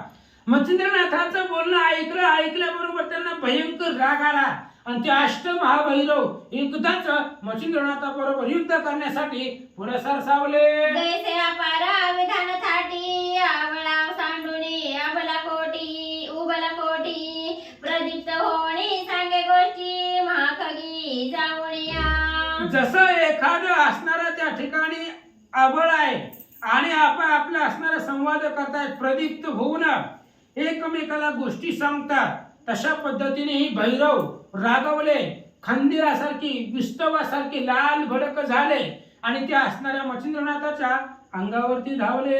त्यांना हे अष्टभैरव मांडीते झाले युद्ध पर्व कोणी त्रिशूळा परशु गांडीवळा टणत्कारिले ते समयी. तशा पद्धतीने ते अष्टमहाभैरव आता त्यांच्याकडे शस्त्र अस्त्र भरपूर होते. गदा आहे, परिघ आहे, भाले आहेत, त्रिशूळ आहे, अनेक प्रकारचे जे काही शस्त्र अस्त्र त्यांच्यापाशी होते ते सगळे त्यांनी शस्त्र अस्त्र घेतले. त्रिशूळ आहे, परशु आहे, गांडीव नावाचं धनुष्य आहे. त्या धनुष्याची दोरीचा तणत्कार त्या भैरवांनी केला. तो परजोणी असिलता मुद्गल गुरुच्या परम कठीणता अंकुशभराचे मांडोळस्ता चक्रे चालती उद्देशे. मग त्या अष्टमहाभैरवांनी काही भैरवांनी तलवारी घेतल्या, काहींनी मुदगल घेतलं. ते असणारं मुदगल अतिशय कठीण होतं, दुर्धर होतं. काहींनी अंकुश घेतलं, काही जणांनी धनुष्यबाण घेतलं, काही जणांच्या हातामध्ये अस्थिलता येतं, खड्ग आहे. अशा प्रकारची शस्त्रास्त्र घेऊन नाथांच्या अंगावर धावले. गदा दारुका यंत्र चट भाले गुप्ती कुठार बोथट ऐशी शस्त्रे तीव्र चट करी कवळुनी उठावले. काही जणांकडे गदा होत्या, दारुक यंत्र होते, काही असणारे अग्नीचे यंत्र होते, भाले होते, गुप्ती होत्या, कुठार होते, तीव्र शस्त्र दुर्धर शस्त्र भैरवांकडे होते. आणि ते शस्त्र आपापल्या हातामध्ये घेतले आणि शस्त्र घेऊन मच्छिंद्रनाथाच्या अंगावरती निघाले, धावले. ते पाहुणी मच्छिंद्रनाथ भस्म झोळी ओपिला हस्त जय जय श्री गुरु राजदत्त म्हणून भस्म करी कवळुनी. मच्छिंद्रनाथाने पाहिल्या बरोबर लगेच आपल्या झोळीमध्ये हात घातला. मच्छिंद्रनाथाने आपल्या गुरुदेव दत्तात्रय त्या दत्तात्रयाचं ध्यान केला आणि त्या असणाऱ्या दत्तात्रयाचं स्मरण केलं. भस्म झोळीतून काढला आणि त्या भस्मावरती कोणता मंत्र म्हणतात? ताही दिशा मंत्र गौरव विभूती चर्चुनी आपुला भाव म्हणे मित्रावरून देव सिद्ध सोत ममकाचा. मच्छिंद्रनाथाने ते असणाऱ्या भस्म झोळीतून काढलं आणि 10 दिशा आहेत. पूर्व, पश्चिम, दक्षिण, उत्तर 4, आग्नेय, वायव्य, ईशान्य, नैऋत्य 8, अध आणि ऊर्ध्व, खाली आणि वरी, अशा प्रकारच्या 10 दिशा आहेत. आणि त्या 10 दिशाला व्यापून ते असणारे विभूती मंत्र भस्म टाकला गेला. आणि मच्छिंद्रनाथ बोलतायत, वरुण असेल, गण असेल, गंधर्व असेल, सोम असेल, चंद्र असेल, त्यांनी आमच्या मंत्रावरती यावं आणि आम्हाला सहाय्य करावं. अश्विनी वरुण अग्निवात धरामरादी वज्रनाथ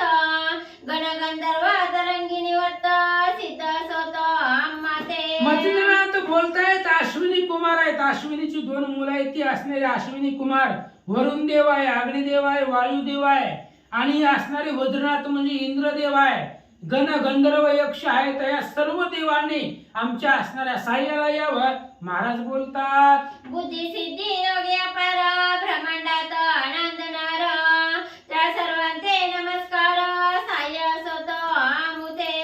जो बुद्धी सिद्धीचा दाता आहे तो असणारा भगवान गणेश आहे. या पृथ्वी तलावरती ब्रह्मांडामध्ये अनेक योगी आहेत, सिद्ध साधक आहेत. त्या सगळ्या योगींच्या चरणावरती माझा नमस्कार आहे की त्या सर्वांनी आमच्या साह्यासाठी, आमच्या रक्षणासाठी, मंत्र फलद्रुपतीसाठी सर्व देवतांनी यावं. ऐसी जल्पुनी मंत्र शक्ती प्रेरिता दृढ झाली विभूती युद्ध समारंभी क्षिती आमंत्रिली सर्वांसी.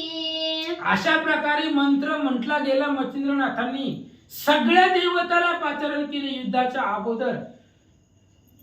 ह्या भैरवानी जर पुढे एखाद्या देवतेचं वरदान असलेलं शस्त्र सोडलं तर ते असणारी देवता त्याच्या बाजूला जाऊ नये, ही युद्ध कौशल्य असतं. म्हणून मच्छिंद्रनाथांनी सगळेच देवता अगोदर आपल्या बाजूने घेतल्या आणि सगळ्या देवताला युद्धाच्या पूर्वी बोलवलं, आपल्या मदतीसाठी सहाय्य करावलं. मग वज्र पंजरा प्रयोग भूती धारास्त्रे नेमुनी शक्र दैवती मंत्र प्रयोग सबळ शक्ती भाळी विभूती चर्चित असे.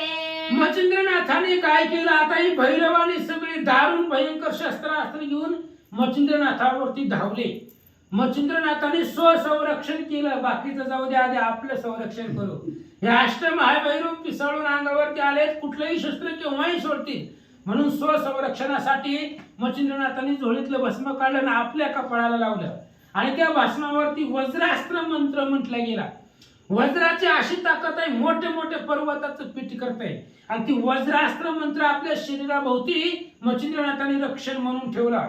त्या वज्रास्त्राचा प्रहार करून एकही शस्त्र नाथांच्या अंगाला लागणार नव्हतं, असं स्वसंरक्षण नाथांनी केलं. तेने शरीरा वज्र होणं ते समय झाले अति कठीण मग म्हणे मच्छिंद्रनाथ पूर्ण कार्य साधा फुले. मच्छिंद्रनाथाने सगळ्या देवतांना बोलवल्यानंतर मग आपल्या शरीराचं स्वर संरक्षण केलं आणि रक्षण केल्यानंतर शरीर वज्रासारखं झालं. शरीर वज्र आईसे वज्रासारखं शरीर झालं नाथांचं. आणि मग जे काही देवलोक बोलवले होते त्या देवलोकांना सांगितलं, आपापलं काम करा. या वया ते करा लाळस तरी मातृपितृ शपथेस गुरु धिकारोनी निर्बळ यश मुखा काळे कराल की. मच्छिंद्रनाथाने देवलोकांना सांगितलं, तुम्हाला इथं बोलवलंय कशाला? आमच्या साह्याला बोलवलंय. ह्या भैरवाबरोबर युद्ध करायला तुम्हाला बोलवलंय. जर तुम्ही आमच्या कार्यासाठी आळस केला तर मातृदोष, पितृदोष, गुरु भक्तीचा दोष, गुरुची इच्छा, गुरु आज्ञेचा दोष, हे सगळं तुमच्या कपाळाला लागेल. ही महापंच महापातक तुमच्या वरती लागतील. अशा प्रकारे मच्छिंद्रनाथ देवतांना बोलतात. मला तर ह्यातली ओळीच गवत नाही लोक ह्याच्यापेक्षा तीच क्लिअर दिसते. श्री गणेशाय नमः, श्री सरस्वते नमः, श्री प्रभू रामचंद्राय नमः. मग जीने संध्या रूपी मिरवणे ते मम कंदर्पी उडी सांडोनी कोरडे कुपी प्राण त्या जवा हे बरेच. मच्छिंद्रनाथाने देवतांना सांगितलं, हे बघा तुम्हाला बोलवलंय माझ्या कामासाठी. सह्या भैरवा बरोबर युद्ध तुम्ही करा. यासाठी जर तुम्ही आळस केला तर तुमचं असणारं जीणं सगळं असणारं व्यर्थ होईल. कुठंतरी विहिरीमध्ये, कोरड्या विहिरीमध्ये जाऊन जीव द्या. मच्छिंद्रनाथ बोलतात, ऐसे कथा वज्रवाणी पेटला सबळ जेवी अग्नी मग शस्त्रे शिखा नाथ विधानी कवळू पाती ग्रासावया. आणि मच्छिंद्रनाथाचं कठोर बोलणं ऐकलं. जे देव पाचारण केले होते, ज्यांना ज्यांना बोलवलं होतं त्यांना राग आला. त्यांनाही त्या ठिकाणी मच्छिंद्रनाथाचं बोलणं कडक लागलं, खडतर लागलं. आणि जसं लाल भडक अग्नी असावा तशा प्रकारे सगळे देव रागावले. म्हणतात, जे अष्टभैरवा भद्रकाळ शस्त्रे सोडिती उता वेळ म्हणे येथे याचा काळ चित्ताभस्मी मेळवा. आणि मच्छिंद्रनाथाने जे असणाऱ्या देवतांना सांगितलं, तुमचं काम एकच आहे. अष्टमहाभैरव आहे आणि अष्टमहाभैरव दुर्धर शस्त्रास्त्र घेऊन आमच्या बरोबर युद्धासाठी आले तर त्यांच्यापासली सगळी असणारे जे काही शस्त्र आहेत त्यांचा काळ म्हणून तुम्ही जावा आणि त्यांना प्राणप्राय करा, त्यांना जर्जर करा असं देवांना मच्छिंद्रनाथ बोलतात. मग नाथ शरीरा लक्षणी अष्ट शस्त्रे प्रेरिती प्रहार अनिष्ट त्रिशूळ परशाते नीट धनानती अंगाते. मग लगेच हे अष्टमहाभैरवाने हातामध्ये शस्त्रास्त्र घेतली होती. ती शस्त्रास्त्र आपल्या हातामध्ये घेऊन मच्छिंद्रनाथाच्या अंगाचं शरीराचं लक्ष केलं आणि त्रिशूळाय परिशाय पट्टीशाय ही सगळी आपल्या ताकदीनं नाथाच्या अंगावर टाकू लागले. अंकुश पराजा गजरू मुद्गरा मांडू गदा बालचक्र गुंपी खंजीरा बरीचा शिला सबळ प्रहारे भेदिती. मग कोणाकडे अंकुश आहे, परश आहे, मुदगल आहे, गदा आहे, भालचक्र आहे, गुंफी आहे, खंजीर आहे, आसिलता म्हणजे तलवार आहे. अशा प्रकारचे शस्त्रास्त्र मच्छिंद्रनाथाच्या अंगावरती भैरवांनी सोडले. परितो शास्त्रे मच्छिंद्रनाथ तृणप्राय सकळ मानित शास्त्रवृष्टी गणवर्षत मच्छिंद्र पर्वत झालासे. आणि त्या भैरवांनी दुर्धर शस्त्रास्त्र मच्छिंद्रनाथाच्या अंगावरती सोडली. सोडल्यानंतर त्याचा परिणाम मच्छिंद्रनाथावरती काहीच झाला नाही. पावसाचा थेंब पाणी पडावर ती किती जरी पाऊस पडला तरी पर्वताला काही होणार आहे, काही फरक पडत नाही. तशा पद्धतीने पर्वत रूप वज्राचं शरीर मच्छिंद्रनाथाचं झालेलं होतं. त्यामुळे यांचे शस्त्रास्त्र शरीराला लागले नाही. ऐसे होता ते अवसरी निर्विघ्न दिसती ते शास्त्र मग परम कोपे गंडीवास्त्र सज्ज करीते पै झाले. भैरवांनी पाहिले की आपण सोडलेली शस्त्रास्त्र नाथांना लागले नाहीत, ते सगळे व्यर्थ गेलं. मग गांडीव नावाचं धनुष्य होतं त्या भैरवाकडे. त्यांनी धनुष्य काढलं आणि धनुष्याचा टणत्कार केला आणि बाण धनुष्याला लावला. एकी निर्मिले वातशार दुजी निर्मिले कामास्त्र तीव्र तिजी निर्मिले वासवास्त्र महाशक्ती आगळीते. मग प्रत्येकानं आपापलं धनुष्य काढलं आणि त्या धनुष्याला बाण सोडला. एकानं वायू अस्त्र सोडलं, एकाने कामास्त्र सोडलं, एकाने वासव अस्त्र सोडलं, वासव नावाची शक्ती. काही जणांनी आदिशक्तीचं अस्त्र सोडलं आणि मच्छिंद्रनाथावरती बाणाचा वर्षाव करतात. चौथी योजिले नागास्त्र बंधन जय महाताक्ष्ण कायुनी दारुण. पाचवे ब्रह्मास्त्र प्रवीण शापादीप विराजे. आणि 4 नंबरचं नागपाश बंधन. नागपाश लवकर सुटत नाही. एरवीची गरुड अस्त्राशिवाय सुटतच नाही. नागपाश सगळ्या अस्त्रामध्ये दुर्धर आहे, घातक आहे. त्यामुळे ते नाग सर्पाचं बंधन केलं. त्यानंतर तिसरं 5वं जे काय असणार अस्त्र आहे ते ब्रह्मास्त्र सोडलं. हे ब्रह्मास्त्राला सुद्धा तोड नाही. ब्रह्मास्त्राचं निवारण कोणी करणार नाही. अशी शेवटची 2 अस्त्र दुर्धर भैरवांनी सोडले. 6वे रुद्रास्त्र प्रबळ काळ की बक्षुपा हे ब्रह्मांड सकळ. 7वे दानवास्त्र सकळ असंख्य राक्षस निर्विती. 6वं रुद्रास्त्र सोडलं. रुद्रास्त्र म्हणजे प्रलय काळ, काळाची काळ असणारे महादेव. ते महादेवाचं रुद्रास्त्र प्रलय करणारे 6 नंबरचं सोडलं. आणि ती रुद्रास्त्र सगळं ब्रह्मांड गिळून टाकण्याची ताकद त्या रुद्रास्त्रामध्ये होते. ते रुद्रास्त्र मच्छिंद्रनाथाच्या अंगावरती सोडलं. 7वं दानवास्त्र सोडलं आणि सगळी राक्षस तिथं निर्माण झाले. 8वे कृतास्त्र कठीण प्रेरित पावती मृत्यू काळ नाम प्रचंड हस्तपाश कवळून असंख्य स्थिती निर्विती. आणि अष्टभैरवांनी 8 शस्त्रास्त्र दुर्धर सोडली. ह्या 8 बाणांचं निवारण करता येत नाही. 8वं कृतांत अस्त्र सोडलं, काळाचं अस्त्र. ज्या अस्त्राचा प्रहार झाल्याबरोबर तो यमाच्या नगरीला जातो, साध जात नाही. यम त्याला पाश बंधनामध्ये घेऊन जातात. अशा प्रकारचं कृतांत अस्त्र यम अस्त्र 8 नंबरचं अष्टमहाभैरवांनी मच्छिंद्रनाथावर सोडला. ऐसे योजनी शरार नव मांडिते झाले प्रळय पर्व शास्त्रास्त्री मंत्र गौरव देवता शक्ती आराधिल्या. अशा प्रकारचे असणारे बाण सोडले. बाणाचा वर्षाव मच्छिंद्रनाथावरती केला आणि मग शस्त्र अस्त्र मंत्र युक्ती असणाऱ्या मंत्राचा वापर करून त्या मच्छिंद्रनाथावरती मंत्रशक्तीचा प्रहार भैरव करू लागले. ऐसे योजनी गांडी वागुनी प्रेरिते झाले अष्टही क्षणी मग ती अस्त्रे भ्रमता गगनी प्रळय काळ वेढावला. आणि ते अष्टमहाभैरवांनी हातामध्ये धनुष्य घेतलं आणि 8 प्रलय काळीची अस्त्र, एक एक अस्त्र प्रलय करणारे होतं. त्यातलं ब्रह्मास्त्र आहे, वासवास्त्र आहे. वासवास्त्र, ती वासवास्त्र म्हणजे वासव शक्ती आहे. त्या वासव शक्तीला कृष्ण भेट होता महाभारतामध्ये, ती फक्त कर्णाकड होती.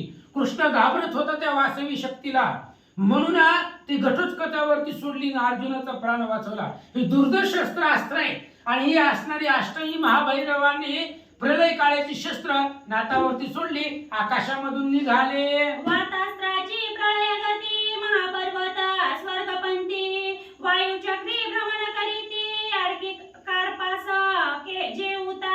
वातास्त्र पहिलं वायू अस्त्र सोडलं होतं त्या भैरवांनी, आणि वायू अस्त्राची एवढी ताकद होती. प्रलय काळीचं असणारं वारं सुटलं, चक्रीवादळ, आणि त्या असणाऱ्या वादळामध्ये मोठमोठाले पर्वत स्वर्गापर्यंत उडून जात होते. एवढा प्रलय काळी वारा निर्माण झाला. कामास्त्र परम कठीण, उर्वशीचे चांगुलपण, अन्यदारा करविती गमन, मचिंद्र जती एक कृती. 2 नंबरचं कामास्त्र सोडलेलं आहे. कामास्त्र म्हणजे मोहनास्त्र, आणि ते असणाऱ्या कामास्त्र म्हणजे उर्वशीचं अस्त्र सोडलं, आणि त्या उर्वशीला पाहून मच्छिंद्रनाथाच्या मनामध्ये काम निर्माण होईल. अशा प्रकारचं सुंदर सुंदर उर्वशीचं चांगुलपण, जगताचं सौंदर्य एकवटून निर्माण केलेली उर्वशी कामास्त्राच्या बाणावरती प्रेरून मच्छिंद्रनाथावर सोडला. त्याही परमा सुंदर खानी, पाहता कामा मूर्छनी, देवदानव मानव ध्यानी, जपी तपी लागती. आणि त्या उर्वशी अतिशय सुंदर होत्या, लावण्याच्या खाली होत्या. देव लोकांनी पाहिल्या, जे मच्छिंद्रनाथाकडून देवता होत्या त्या सगळ्या देव लोकांनी पाहिल्या, कार्यकारिणी विसरले गेले. त्या उर्वशीच्या अप्सरेच्या मोहामध्ये सगळे गुंतून गेले. असं काम अस्त्रामध्ये मोहून टाकलं. वासव शक्ती अति प्रौढी, तेज प्रवेशता पडे ब्रह्मांडी, मित्रता पाहुना कालने उडी, उरली नाही मागुती. वासव शक्ती आहे, इंद्रदेवाची शक्ती आहे, आणि ती असणारी वासव शक्ती सोडली.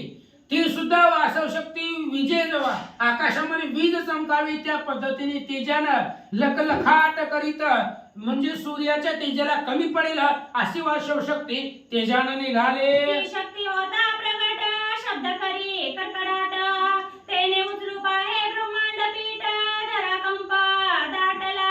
वासव शक्ती सोडल्यानंतर ती शक्ती प्रलय काळीची गर्जना करत, आवाज कडकडाट करत निघालेली, आणि त्या शक्तीच्या आवाजानं संपूर्ण ब्रह्मांड रसातळाला जाईल, उलथून पडेल अशा प्रकारचा भास होऊ लागला, जमिनीचा कंप होऊ लागला. अशा प्रकारची वासवी शक्ती मच्छिंद्रनाथाच्या दिशेने निघाले. शेष दचकला फुले मनी, उंचावितासे ग्रीवा मर्दोनी, कुर्म पुष्टी सरसावूनी, भय कापे चळचळा. त्या वासवी शक्तीचा एवढा प्रभाव होता, जमिनीचा कंप झाला. शेषाच्या डोक्यावरती पृथ्वी आहे, शेषाने सुद्धा मान वर करून पृथ्वीवर काय चाललंय एवढं आवाज येऊ लागला, दणदणाट होऊ लागलाय. म्हणून शेषानं मान वर करून पृथ्वीकडे पाहिलं, आणि कुर्म असणाऱ्या कासवाच्या पाठीवरती सुद्धा पृथ्वी आहे. कासवानं सुद्धा आपली पाठ सज्ज केली, टणक केली. अशा प्रकारचा प्रलय काळीचा निर्माण त्या ठिकाणी वासवी शक्तीनं प्रलय काळ निर्माण केला. वराह उंचावणी दंत, म्हणे धरावती रसा व्यक्त, दिग्गज भयभीता चित्त, सैराधावती दस दिशा. वराह सुद्धा, कारण वराहाच्या दाढेवरती दातावरती ही पृथ्वी आहे. कारण वराह अवतारामध्ये पृथ्वी रसातळाला जात होती. हिरण्यक्ष नावाच्या राक्षसानं पृथ्वी पाण्यात टाकली होती रसातळामध्ये, आणि त्या पृथ्वीला वाचवण्यासाठी वराहाचा वेश भगवंतानं धारण केला, आणि पृथ्वी धरली दाढेवरती पृथ्वी उचलून धरली. तसंच वाटू लागलं वराह भगवंताला, जर आता पृथ्वी रसातळाला जाईल की काय, म्हणून असणाऱ्या दाढेवरती पृथ्वी सावरण्याचा प्रयत्न भगवंत करू लागला. आश्रय नोहे प्रलयाचाट, की प्रलय रुद्राचा हळहळ, विमानयानी पाय सुघट, त्या पळता समजेना. सगळ्या लोकांना, देव लोकांना वाटू लागलं ही अस्त्र नाही तर प्रलय निर्माण करणारे असणारे प्रलय काळीचे आहेत.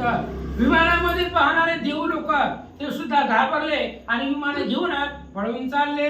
तेज पाहता सत्य अद्भुत, गंधर्व झाले मूर्छागत, तार तारंगणा होत, चंद्र लपवी मुखाते. आणि मग त्या शक्तीचं, त्या असणाऱ्या अष्टभैरवांनी सोडलेल्या 8ही शक्तीचं तेज पाहिलं गेलं. त्या तेज पाहिल्यानंतर गंधर्व मूर्छित झाले. जो काही आकाशामध्ये तारांगण असेल तो जो चंद्र आहे, चंद्राने सुद्धा आपला मुखचंद्र त्यांच्या तेजापुढे लपवून ठेवला. सूर्य वरुणा करी दाटी म्हणे राहे खगापोटी वेगी प्रळय जेठी जगा माझी मिरवला. आणि सूर्य आणि वरुणाने सुद्धा विचार केला कुठल्या तरी कपाटामध्ये का असणाऱ्या आकाशाच्या पोकळीमध्ये जाऊन लपून बसावं, कारण पृथ्वी तलावरती या भैरवाने प्रलय निर्माण केलेला आहे.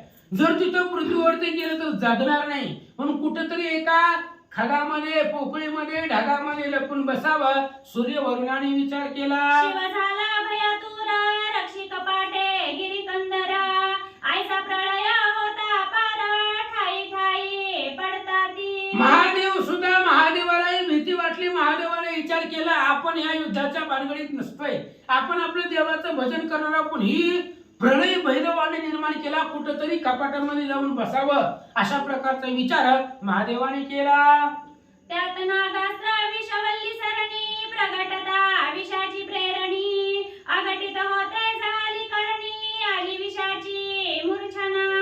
आणि अशा पद्धतीने नागास्त्र 3 नंबरचं नागास्त्र सोडलेलं होतं. पहिलं वायुअस्त्र होतं, दुसरं कामास्त्र आणि तिसरंही नागास्त्र. नागपाश सोडल्यानंतर त्या नागाच्या मुखातून विष बाहेर पडलं आणि त्या विषानं त्या विष पाहिल्यानंतर सगळ्या असणाऱ्या देव त्यांना मूर्छना येऊ लागली असं सांगतात. चला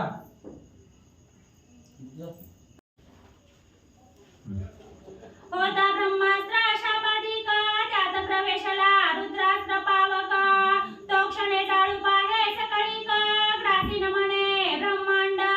मग त्या ठिकाणी असणारा म्हणजे जलशापादप नावाचा असणारा अस्त्र आहे त्या ठिकाणी, ते सोडलं गेलं. त्याच्यात असणारा म्हणजे रुद्रास्त्रानं असणारा त्या ठिकाणी म्हणजे वाऱ्यानं असणारा प्रवेश त्या ठिकाणी केला आणि त्याला असणारी अग्निसाह्य झाली.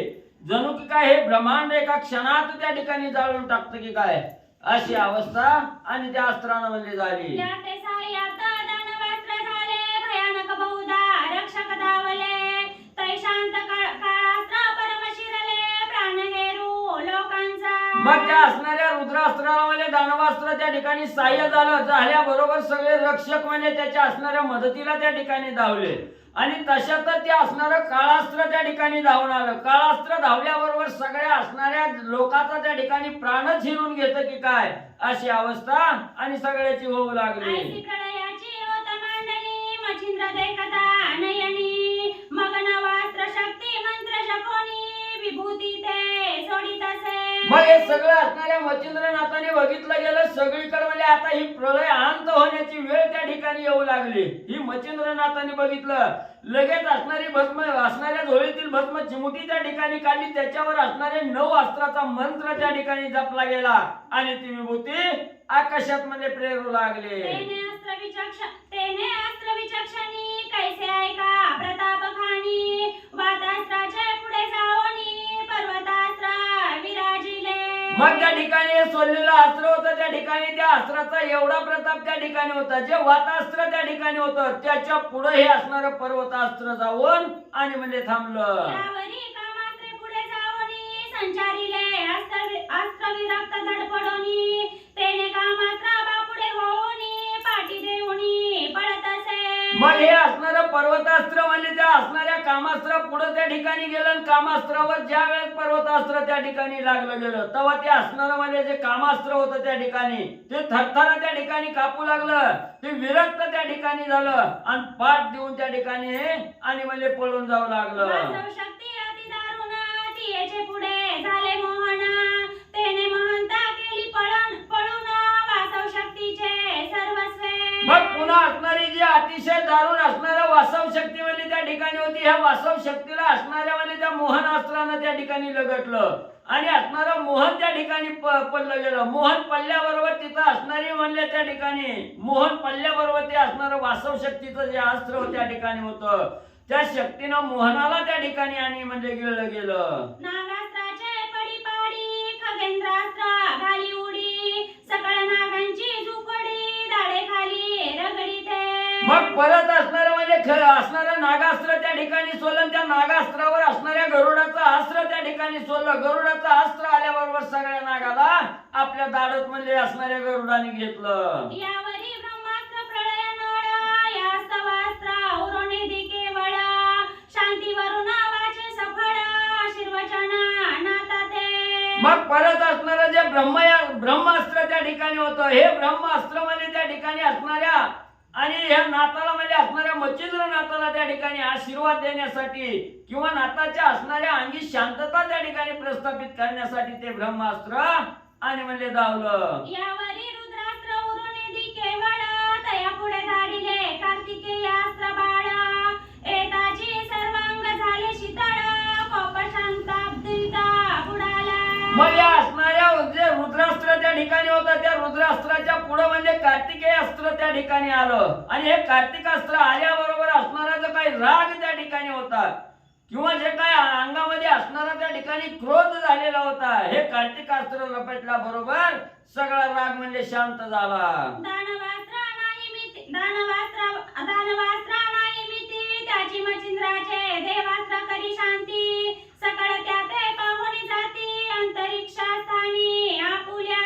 परत या असणाऱ्या दानवास्त्र जे त्या ठिकाणी होतं, त्या दानवास्त्रानं म्हणजे त्या ठिकाणी मच्छिंद्रनाथाचं जे असणारं देवास्त्र होतं, त्या देवास्त्राला म्हणजे दानवास्त्रानं त्या ठिकाणी शांत केलं आणि अंतर्यामी असणारं त्या ठिकाणी जाऊन गुप्त म्हणजे झालं. यावरी काळास्त्र गहन तेने संजीविनी अस्त्र पुढे पाहून मागोमागे पाश घेऊन निर्लज्जपणे पळताती. मग पुन्हा असणारं काळास्त्र म्हणजे त्या ठिकाणी अतिशय श्रेष्ठ असणारं काळास्त्र त्या ठिकाणी आलं आणि ते काळास्त्र असणाऱ्या संजीवनी अस्त्राच्या पुढे त्या ठिकाणी गेल्याबरोबर सगळे पास जे असणारे टाकलेले होते ते पास आपल्या बरोबर घेतलं आणि बिहून म्हणजे पळून गेले. ऐशी अष्टांची अष्टनिवृत्ती करुणी पावली सकळ शांती यावरी जे अस्त्र उरले नववे मिती तयाची ख्याती परिसावी. मग अशा प्रकारे अष्टभैरवानी जी 8 शास्त्र म्हणजे त्या ठिकाणी टाकलेली होती, त्या सगळ्या अस्त्राचं खंडन म्हणजे असणाऱ्या मच्छिंद्रनाथाने केलं. मग असणाऱ्या अष्टभैरवाच्या हाती एक 9वं अस्त्र त्या ठिकाणी शिल्लक राहिलेलं होतं.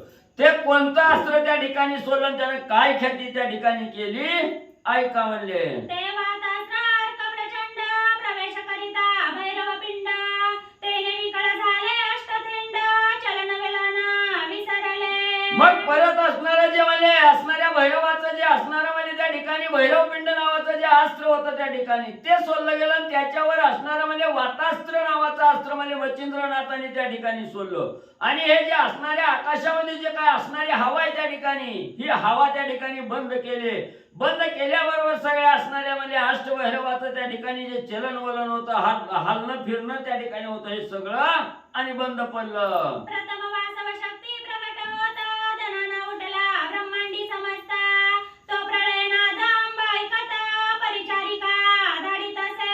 मग असणाऱ्या त्या ठिकाणी म्हणजे जे वासव शक्ती म्हणजे असणारी त्या ठिकाणी म्हणजे सोडलेली होती आणि ती ज्या वेळेस आकाशात असणारी मेघ गर्जनासारखी त्या ठिकाणी म्हणजे आदळली गेली, त्यांना असणाऱ्या ह्या ब्रह्मांडामध्ये भला मोठा आवाज त्या ठिकाणी उठला आणि तो आवाज असणाऱ्या भगवती देवीने त्या ठिकाणी ऐकला. ऐकल्याबरोबर भगवती देवीला वाटलं काहीतरी प्रलय त्या ठिकाणी आला, म्हणून आपल्या असणाऱ्या परिचारिका सेविकेला त्या ठिकाणी आणि म्हणजे बोलवलं आणि कशाचा आवाज आला हे पाहण्यासाठी सेविकेला लावलं. त्या परिचारिका एकाकिनी कोटीच्या मुंडा लावण्य खानी शंकिनी डंकिनी योगिनी जडदेवता पातल्या.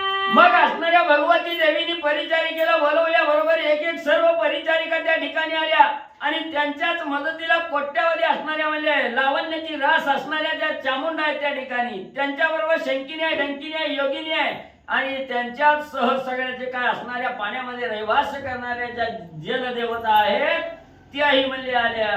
चंडा रंडा मुंडा कुंडा मंडा वंडा आणि वितंडा आयशावर निल्या किती तोंडा अष्टरात्री धाविन्नल्या. मग या असणाऱ्या परिचारिकेच्या सेवेलाच म्हणजे असणाऱ्या चंडा मुंडा रांडा कुंडा असणाऱ्या त्या ठिकाणी मंडा वंडा आणि वितंडा अशा असणाऱ्या म्हणजे 8 राष्ट्रातल्या 8 देशातल्या असणाऱ्या ज्या सेविका होत्या ह्या भगवतीच्या त्याही आणि म्हणजे धावून आल्या. परिपूर्वी 5 साती समाचार आल्या असती त्यांनी पाहुनी प्रलय गती सकळ समुदाय तो आणिला. मग तुम्ही म्हणताल ह्या 8 देशामध्ये कोण त्या ठिकाणी बोलवायला गेलं, कोण मदतीला त्या ठिकाणी बोलविलं? तर म्हणजे पूर्वी ज्या असणाऱ्या आपल्या दासी त्या ठिकाणी होत्या भगवतीच्या, त्या काय 5-6 होत्या म्हणजे त्या ठिकाणी. त्या 5-6 जणी पुढे त्या ठिकाणी आल्या. त्यांनी बघितलं प्रलय काळ आता होता लागलाय, अंत होतो की काय, अशी अवस्था ज्यावेळेस त्या सेविकेला वाटले त्यावेळेस त्यांनी 8 राष्ट्रातल्या असणाऱ्या ज्या बाकीच्या ज्या रंडा चंडा मुंडा होत्या त्यांनाही बोलवून आणि म्हणले आणलं.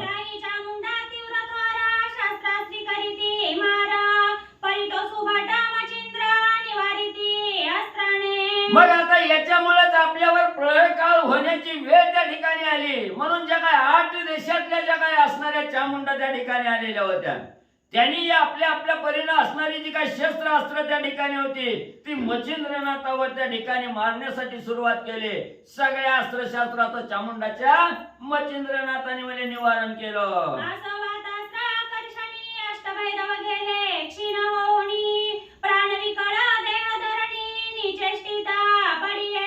मग असं म्हणजे इकडे असणाऱ्या चामुंडा आलेल्या आहेत, असणाऱ्या म्हणजे मच्छिंद्रनाथावर प्रहार त्या ठिकाणी करू लागल्या, त्याचंही निवारण मच्छिंद्रनाथाने केलं. आणि इकडे जे म्हणजे मच्छिंद्रनाथाने जे वातास्त्र आकर्षण म्हणजे असणारा मंत्र जपून जी भस्माची मुठी सोडलेली होती, त्या वाताकर्षणामुळे जे अष्टभैरव म्हणजे धरणीवर खिळून म्हणजे त्या ठिकाणी पडलेले होते, निचेष्टित पडलेले होते, तळमळत त्या ठिकाणी होते. यावरी एक क्षणी चामुंडा भारत यांचा कैसा झाला विचारा. भूलिका मोहनास्त्र कामाशिरा योजिले. मग नंतर म्हणजे हे असणारे जे अष्टभैरव आहेत हे कामास्त्रामुळे सगळं चलनवलन बंद पडलं, जमिनीवर असणारे त्या ठिकाणी खिळून पडले गेले. त्यानंतर असणाऱ्या ज्या चामुंडा 8 देशाचे ज्या चामुंडा आलेले होते, 1 कोटी संख्येचे असणाऱ्या चामुंडा त्या ठिकाणी होत्या, त्यांनी काय त्या ठिकाणी केलं, जे बोलण्याचं मोहनास्त्र आहे त्या ठिकाणी, ही मोहनास्त्र त्या ठिकाणी टाकलं. त्याच्यावर असणारा काम नावाचा बाण त्या ठिकाणी सोडला गेला आणि मोहनास्त्र टाकल्याबरोबर कामामध्ये आणि गुंतून म्हणजे सोडलं.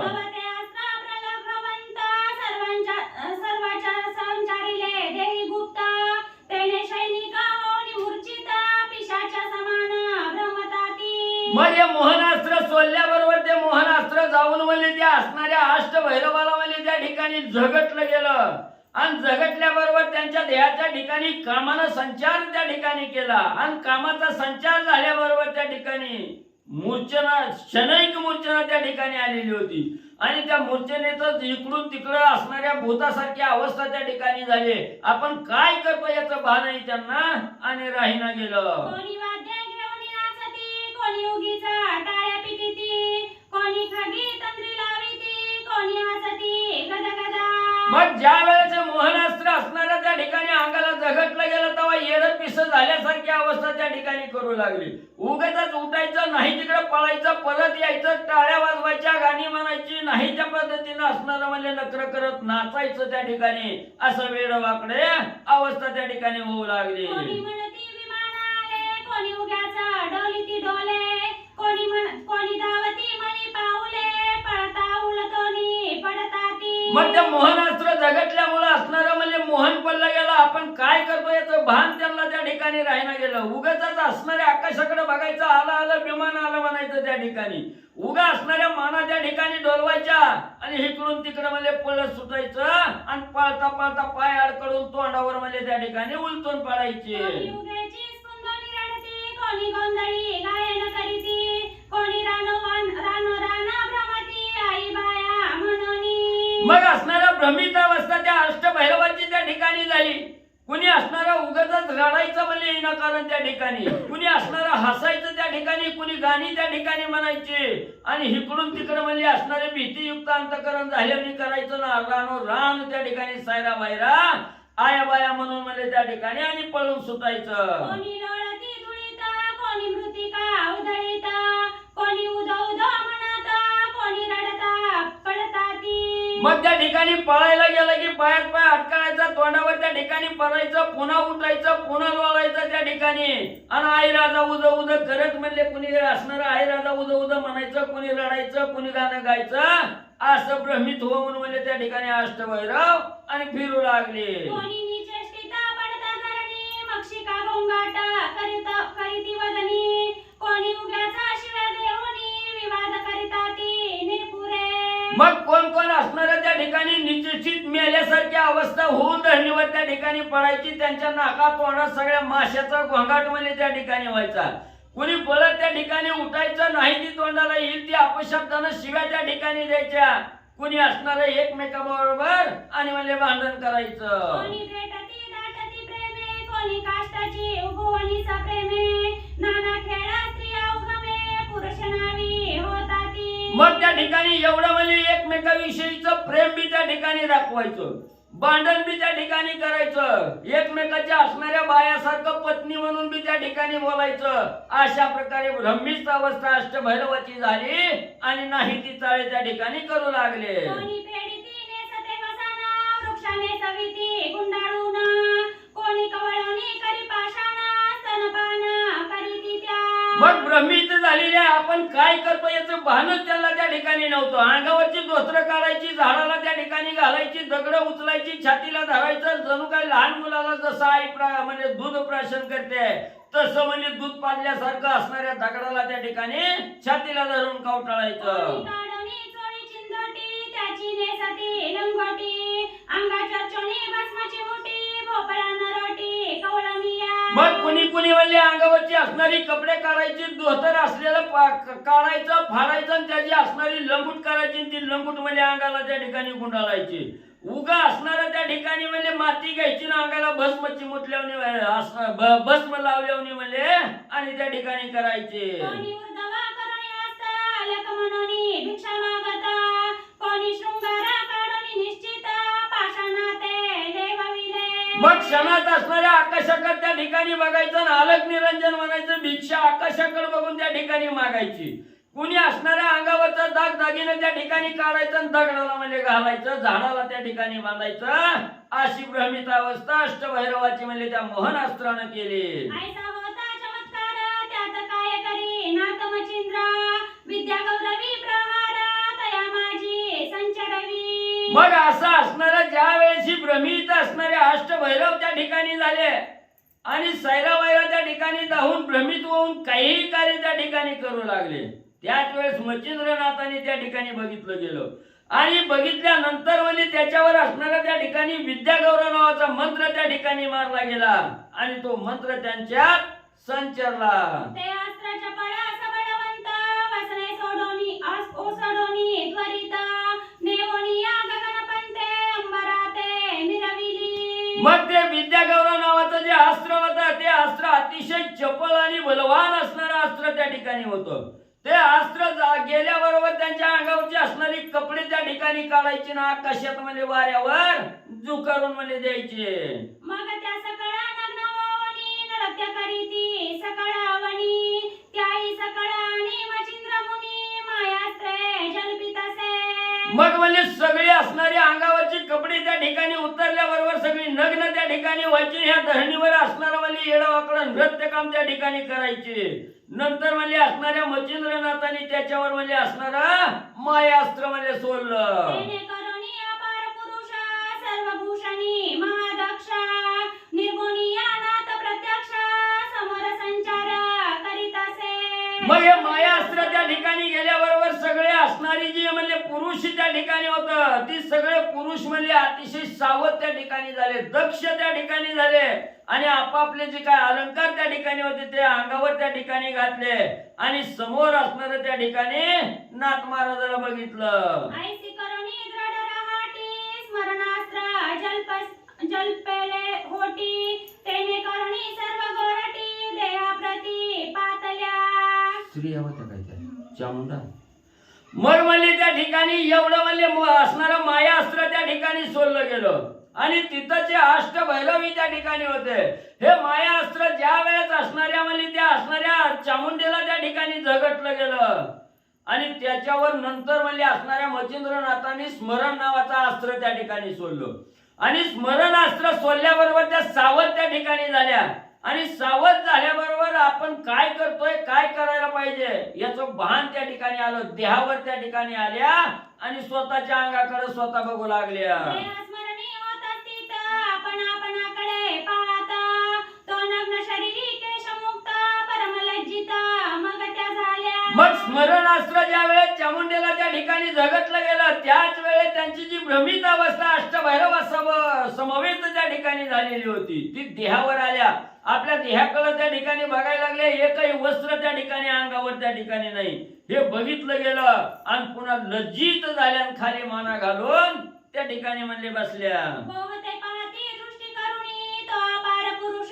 देखिले नयनी तेने फारच लज्जित होवनी पळती सैराट नग्नाची मग ज्या वेळेस आपण भ्रमित या मोहनास्त्रानं त्या ठिकाणी झालो त्यावेळेस सगळे अंगावरची वस्त्र त्या ठिकाणी काढून टाकलेली होती आणि ज्या वेळेस असणारं त्या ठिकाणी स्मरणास्त्र झगटलं तेव्हा देहावर त्या ठिकाणी आल्या स्वतःच्या शरीराकडे बघितलं आपण नग्न अवस्थेत आहोत त्या ठिकाणी पुन्हा कोणी बघितलं का म्हणून आजूबाजूला बघितलं गेलं तर सगळे अष्टभैरवाचा मेळा त्या ठिकाणी होता मग तर म्हणल्या सगळ्यांनी बघितलं म्हणून खजील झाले खाली माना घालून त्या ठिकाणी म्हणले वाकल्या तो पळत पळत सहज नयनी भैरव पाहिले अणवस्थानी कंठी उरलाचे प्राण रुधिरावणी सांडतासे मग ते असणाऱ्या त्या ठिकाणी म्हणली सहज पुढं म्हणले त्या ठिकाणी बघितलं तर हे असणारे भैरव म्हणले त्या ठिकाणी पळत सुटायला लागलेली त्या ठिकाणी बघितलं गेलं भैरवाची सुद्धा अशी अवस्था त्या ठिकाणी झालेली होती या देहातील कवा प्राण निघून जातोय आणि आपण कवा निचेष्टित पडतोय अशी अवस्था त्या ठिकाणी झाली होती फक्त असणारा प्राण कंठाच्या ठिकाणी त्या ठिकाणी म्हणजे फक्त येऊन म्हणजे थांबलेला होता सगळ्या नाका तोंडातून रक्त आणि धरणीवर म्हणजे सांडत होत आणि पाहिले नेत्रश्वेती मग पळून गेल्या जेथे भगवती अंबिका पावनी नग्न समस्ती आश्चर्यचित्ती करीत असे मग त्या चामुंडाने अष्टभैरवाकडे बघितलं त्यांची ही बिकट अवस्था झालेली आहे नाका तोंडातून रक्त त्या ठिकाणी पडतंय निचेष्टित पडलेली आहे कंठाच्या ठिकाणी फक्त प्राण येऊन थांबलेला आहे आता मरण अवस्था त्या ठिकाणी झालेली आहे हे चामुंडाने ओळखलं गेलं आता आपली काही धडगत त्या ठिकाणी नाही अंगावर एकही वस्त्र नाही तशाच अवस्थेत असणाऱ्या भगवती मातेकडं ह्या चामुंडा आपल्या घरानं सांगण्यासाठी आणि धावत पळत म्हणजे गेल्या म्हणे का हो ऐसे केले कोणी तुम्हा ते नागविले एडी म्हणती सुकृत संपले म्हणून ही अवस्था हे झाली मग सगळ्या चामुंडा भगवती देवीच्या समोर त्या ठिकाणी गेल्या भगवती देवीनं बघितलं गेलं असणाऱ्या ह्या नासदासी सेविका त्या ठिकाणी आहेत अंगावर वस्त्र नाही नग्न अवस्था त्या ठिकाणी झाली म्हटल्याबरोबर भगवती देवीनं दासीला त्या ठिकाणी विचारायला सुरुवात केली का ग बाई अनुमली तुमची एवढी अवस्था बिकट म्हणजे का त्या ठिकाणी झाली कुणी तुम्हाला त्या ठिकाणी म्हणजे एवढं नागवण केली तेव्हा त्या असणाऱ्या परिचारिका सांगू लागल्या आई साहेब आता आमचं नशीबच म्हणजे फुटलं त्या ठिकाणी आजपर्यंत असणारं सुकृत जेवढं होतं म्हणजे आमच्या नशिबात ती सगळं म्हणजे आज संपलं आमच्यावर बिकट अवस्था म्हणजे आज आली माया ओ माया जोगी आला कोणी कोणी कडोनी जाणो आम्ही त्याला तेने करुणी अवस्था आम्हाला प्राण घेतला भैरवांचा आई आई म्हणले एक असणारा जुगी आलेला आहे म्हणजे त्या ठिकाणी आणि ती जुगी कुणीकडून आलाय कसा आलाय अचानकच म्हणजे आम्हाला मी त्या ठिकाणी दिसलाय कुठनं आलाय कशाला आलाय ह्याचं काय म्हणले माहिती नाही आमची तर एवढी नागवण केलीच केली पण त्या अष्टभैरवाचा सुद्धा जीव म्हणले त्या असणाऱ्या आणि म्हणले योग्यानं घेतला श्री गणेशाय नमः श्री सरस्वती नमः श्री गुरुभ्यो नमः श्री सीतारामचंद्राय नमः आता ज्यानी काय उरले तुम्ही स्वस्थाना सोडा वहिले ना तरी दशा पूर्व पावाल आम्हा दिसते जननी मग त्या असणाऱ्या सेविका ज्या होत्या त्या सेविका असणाऱ्या म्हणजे भगवती मातेला सांगू लागल्या आई साहेब आमची तरी विकट अवस्था केली आमचं सुकृत सगळं म्हणजे संपलं गेलं तर भैरवाला सुद्धा म्हणजे मारून त्या ठिकाणी टाकलं आता फक्त म्हणजे तुम्हीच उरलाव म्हणजे त्या ठिकाणी आता तुमची सुद्धा काटा काढल्याशिवाय ती मागं पुढं म्हणजे बघणार नाही आताच्या आता म्हणजे ही असणारं ठिकाण त्या ठिकाणी सोडा आणि दुसरीकडे कुठं तरी जाऊन म्हणजे राहावा नाहीतर या भैरवासारखी अवस्था आता तुमची सुद्धा म्हणजे ती बाबा आणि करेल भैरवासारखे वीर धुरंधर तयाचा प्राणकंठावर उरला असे बरवा विचार आम्हाला दिसेना अहो आई साहेब म्हणजे बघा म्हणले जे अष्टभैरव म्हणजे धुरंधर आहेत म्हणले काळाला सुद्धा म्हणले त्या ठिकाणी न घाबरणारे असे अष्टभैरव आहेत पण त्यांना सुद्धा म्हणले धरणीवर त्या ठिकाणी केलं त्यांचा प्राण निस्ता कंठात म्हणजे येऊन अडकलाय म्हणजे आता जीव जातो की काय अशी अवस्था त्यांची झाली म्हणून आता आम्हाला तर काय म्हणजे बरं वाटत नाही त्या ठिकाणी ही कठीण प्रसंग आलाय आता ह्या भैरवावर बेतलंय उद्या तुमच्यापर्यंत सुद्धा म्हणजे ती बाबा येईल तो जोगी नवे माय गिरणी सुत प्रसवला दुसरा तरणी पूर्व भयाची आता मांडणी जगा माझी मिरवेना आणि आई साहेब म्हणले तो असणारा एक सर्वसाधारण जोगी नाही तो असणारा श्रेष्ठ आहे म्हणजे त्या ठिकाणी तो दुसराच असणारा सूर्यच म्हणजे त्या ठिकाणी उगवला की काय आता ही सगळं म्हणजे प्रलय काळ म्हणजे त्या ठिकाणी ओढवलाय आता काय खरं नाही म्हणजे आता ही प्रलय काळाची येतो आणि सगळ्याचा अंत होतो की काय असं म्हणजे वाटायला लागलं एकादश प्रळय रुद्र एकदश शर्वी मिरवले भद्र देवदानव नक्षत्र चंद्र आम्हा वाटले ग्रासितो किंवा म्हणजे असणारा हा जोगी सर्वसाधारण म्हणजे त्या ठिकाणी नाही अक्षर रुद्र म्हणजे त्या ठिकाणी एकवटावे या आणि असणारा त्या ठिकाणी सर्व देव दानव नक्षत्र चंद्र म्हणजे या ठिकाणी आता ही सगळं म्हणजे गिळतो की काय म्हणजे आता कुणालाच म्हणजे सवड देत नाही अशी अवस्था आणि आम्हाला त्या ठिकाणी दिसू लागली किमाये प्रळय विजयच्या स्थानास आजीची आली धरुणीयास आपते जमई वायू आकाश ग्रासले आयसे वाटत असे आणि एवढंच नाही एवढा धुरंधर म्हणजे त्या ठिकाणी आहे जणू की काय आकाशात असणारी वीज जशी म्हणजे त्या ठिकाणी सळसळ करीत म्हणजे असणार तेज फाकत म्हणजे त्या ठिकाणी यावी आणि संपूर्ण सृष्टी म्हणजे गिळंकृत त्या ठिकाणी करावी तसं म्हणजे हे आता बाबा आलेला आहे ती सगळी सृष्टीच म्हणजे गिळंकृत करतो की काय असं आम्हाला वाटतं तरी आता वेणी माये या स्थानाते अंचवावे कोणे प्रकारे वाचवावे जीवित वाकुले जिरणी म्हणून आई साहेब तुम्हाला बजाव बजाव म्हणजे त्या ठिकाणी सांगतोय ही असणारं ठिकाण सोडा म्हणजे इथं राहून काय उपयोग नाही नाहीतर आपला जीव जर वाचवायचा असला तर इथून लवकर म्हणजे निघून म्हणजे दुसऱ्या ठिकाणी जावं आणि आपला जीव म्हणजे वाचवावा ऐसे बोलूनी भयभीत कंपायमान बावऱ्या होत कोणी बोलता जाजरा घेत आला आला म्हणून मग एवढ्या ह्या सेविका त्या ठिकाणी भगवती मातेला सांगतायत आणि सांगत असताना सुद्धा त्यांचं मन म्हणजे त्या ठिकाणी स्थिर नव्हतं थरथरा कापायच्या भेल्यासारखं आजूबाजूला त्या ठिकाणी बघायच्या येतो काय की धरतो काय की अशी अवस्था त्यांना त्या ठिकाणी वाटायची बोबड्या बोल तोंडातून यायचं चाचणी त्या ठिकाणी जायच्या अशी अवस्था आणि या भगवतीच्या परिचारिकेची त्या ठिकाणी झाली ऐसी दीक्षा माय भवानी पाहुणी आश्चर्य करी म्हणी मग स्वचित्तात पाहे शोधनी कोणाला म्हणून मग ज्या वेळेस जे असणाऱ्या परिचारिकेचं बोलणं असणाऱ्या अंबिका मातेला भगवती देवीनं त्या ठिकाणी ऐकलं गेलं तेव्हा भगवती देवीने त्या ठिकाणी विचार केला काय म्हणजे कोण आला असेल एवढं म्हणजे त्या ठिकाणी त्याच्याविषयीचं बोलणं ऐकून नवल त्या ठिकाणी देवीला वाटलं आणि अंतर्दृष्टीनं त्या ठिकाणी कोण आला असावं कोणीही या ठिकाणी त्रास देतोय हे अंतर्यामी आणि म्हणजे शोध घेऊ लागल्या ऐसी दीक्षा माय भवानी पाहुणी आश्चर्य करी म्हणी मग स्वचित्तात पाहे शोधनी कोण कोणाचा कोणता मग म्हणजे त्यानं आपल्या अंतःकरणाच्या ठिकाणी अंतर्ज्ञानानं असणाऱ्या भगवती देवीनं विचार त्या ठिकाणी केला ही कोण आहे कुठून आहे कुणाचा आहे कशासाठी आलाय याचा अंतर्ज्ञानी आणि शोध म्हणजे भगवती देवीनं घेतला गेला तो महाराज कवी नारायण उपरीचर वसुचा प्रियनंदन मजेंद्र नामे अवतार धरून जगा माझी मिरवला मग अंतर्यामी ज्या वेळेस असणाऱ्या भगवती देवीनं त्या ठिकाणी शोध घेतला त्याच वेळेचा कोण दुसरा तिसरा कोण त्या ठिकाणी नाही असणाऱ्या कवी नारायणाचा अवतार घेतलेले त्या ठिकाणी मच्छिंद्रनाथ आहे आणि हे मच्छिंद्रनाथ कोण आहे उपरीचर वसूचा असणारा त्या ठिकाणी अतिशय आवडता असणारा म्हणजे त्या ठिकाणी मुलगा आहे आणि मच्छिंद्र नावानं अवतार धरून म्हणजे जगामध्ये त्या ठिकाणी मिरवत आहे याचा शोध असणाऱ्या देवीनं त्या ठिकाणी घेतला ऐसे आम्ही स्वचित्तात मग सकाळ लागी वसने देत पुढे घालून आवला समस्त बाहेर आली जगत्रय जननी मग त्यावेळेस कळाला उपरीचर वसूचा मुलगा आहे त्या ठिकाणी मच्छिंद्रनाथ नावानं या जगतामध्ये त्या ठिकाणी वावरत आहे दुसरा असणारा कवी नारायणाचा अवतार असणारा मच्छिंद्रनाथ आहे ही ज्या वेळेस खुंगाट मनाला त्या ठिकाणी पटली गेली तेव्हा असणाऱ्या देवीनं ज्या काही परिचारिका त्या ठिकाणी नग्न अवस्थेत होत्या त्यांना असणारी सगळे अस्त्र त्या आणून त्या ठिकाणी वस्त्र आणून दिले आणि त्यांना म्हणजे घालायला लावले आणि त्यांच्या बरोबर मंदिर सोडून बाहेर म्हणजे भगवती देवी आल्या. मग मच्छिंद्रापाशी येऊनी त्वरित बहु प्रेमाने हृदय धरित तेने पाहुणी जगन्मातेत चरणावरी लोटला. मग त्या असणाऱ्या परिचारिका बरोबर घेतल्या. ज्या ठिकाणी मच्छिंद्रनाथ त्या ठिकाणी उभा होते तिथं धावतच असणारे म्हणजे भगवती माता अंबिका देवी त्या ठिकाणी आल्या.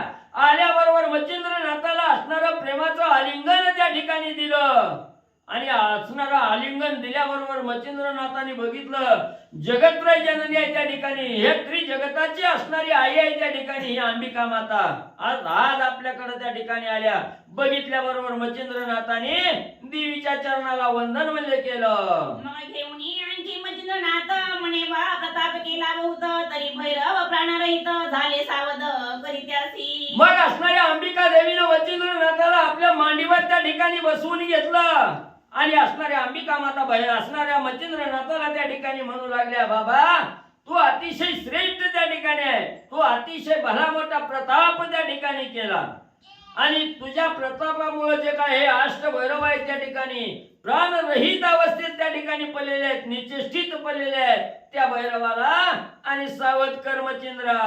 ऐसे ऐकून अंबिका वाणी प्रसन्न झाली चित्त भवानी. मग अस्त्र विद्या वाताकर्षणी काढून घेतली ते समयी. मग असं अंबिका देवीने ज्या वेळेस मच्छिंद्रनाथाला त्या ठिकाणी सांगितलं आणि आई साहेबांचं बोलणं मच्छिंद्रनाथाने ऐकलं गेलं आणि मच्छिंद्रनाथाच्या हृदयाच्या ठिकाणी जी चित्त भवानी आहे, जे चित्त आहे ते चित्त असणारं त्या ठिकाणी आनंदित झालं आणि आनंदित झाल्याबरोबर त्या अष्टभैरवावर जे वाताकर्षण असणारं अस्त्र त्या ठिकाणी सोडलेलं होतं त्याच्यावर वात प्रेरक नावाचा मंत्र त्या ठिकाणी मारला. सगळे हवा त्या ठिकाणी चालू केले आणि ते वाताकर्षण मंत्र जपून काढून त्या ठिकाणी म्हणजे घेतला. जैसे दुग्धा माझी तोय काढून घेत हंस समय ते वाताकर्षण अस्त्र सदाई काढून घेतले ते क्षणी. कसा इथं असणारा परिहार देऊन ग्रंथकर्ते त्या ठिकाणी सांगू लागले जसं दुधामधील पाणी आणि दूध त्या ठिकाणी वेगळं करतात दूधच तेवढं असणारा जसा हंस पक्षी त्या ठिकाणी पेतो दूध बाजूला त्या ठिकाणी करतो तसं असणाऱ्या मच्छिंद्रनाथाने वाताकर्षण असणारा जे मंत्र त्या ठिकाणी मारलेलं होतं, जे अस्त्र सोडलेलं होतं त्याच्यावर असणारा त्या ठिकाणी वात प्रेरक असणारा मंत्र त्या ठिकाणी मारला आणि ते वाताकर्षण म्हणजे जसं असणारा हंस पक्षी पाणी वेगळं करून दूध त्या ठिकाणी घेतो तसं अलगद म्हणजे हे असणारं वाताकर्षण आणि अस्त्र काढून घेतलं. की पंचाक्षरी कौशल्ये प्रति महिमानुसे काढून घेती तन्नाय विद्या शक्ती काढून घेत तो नाथ.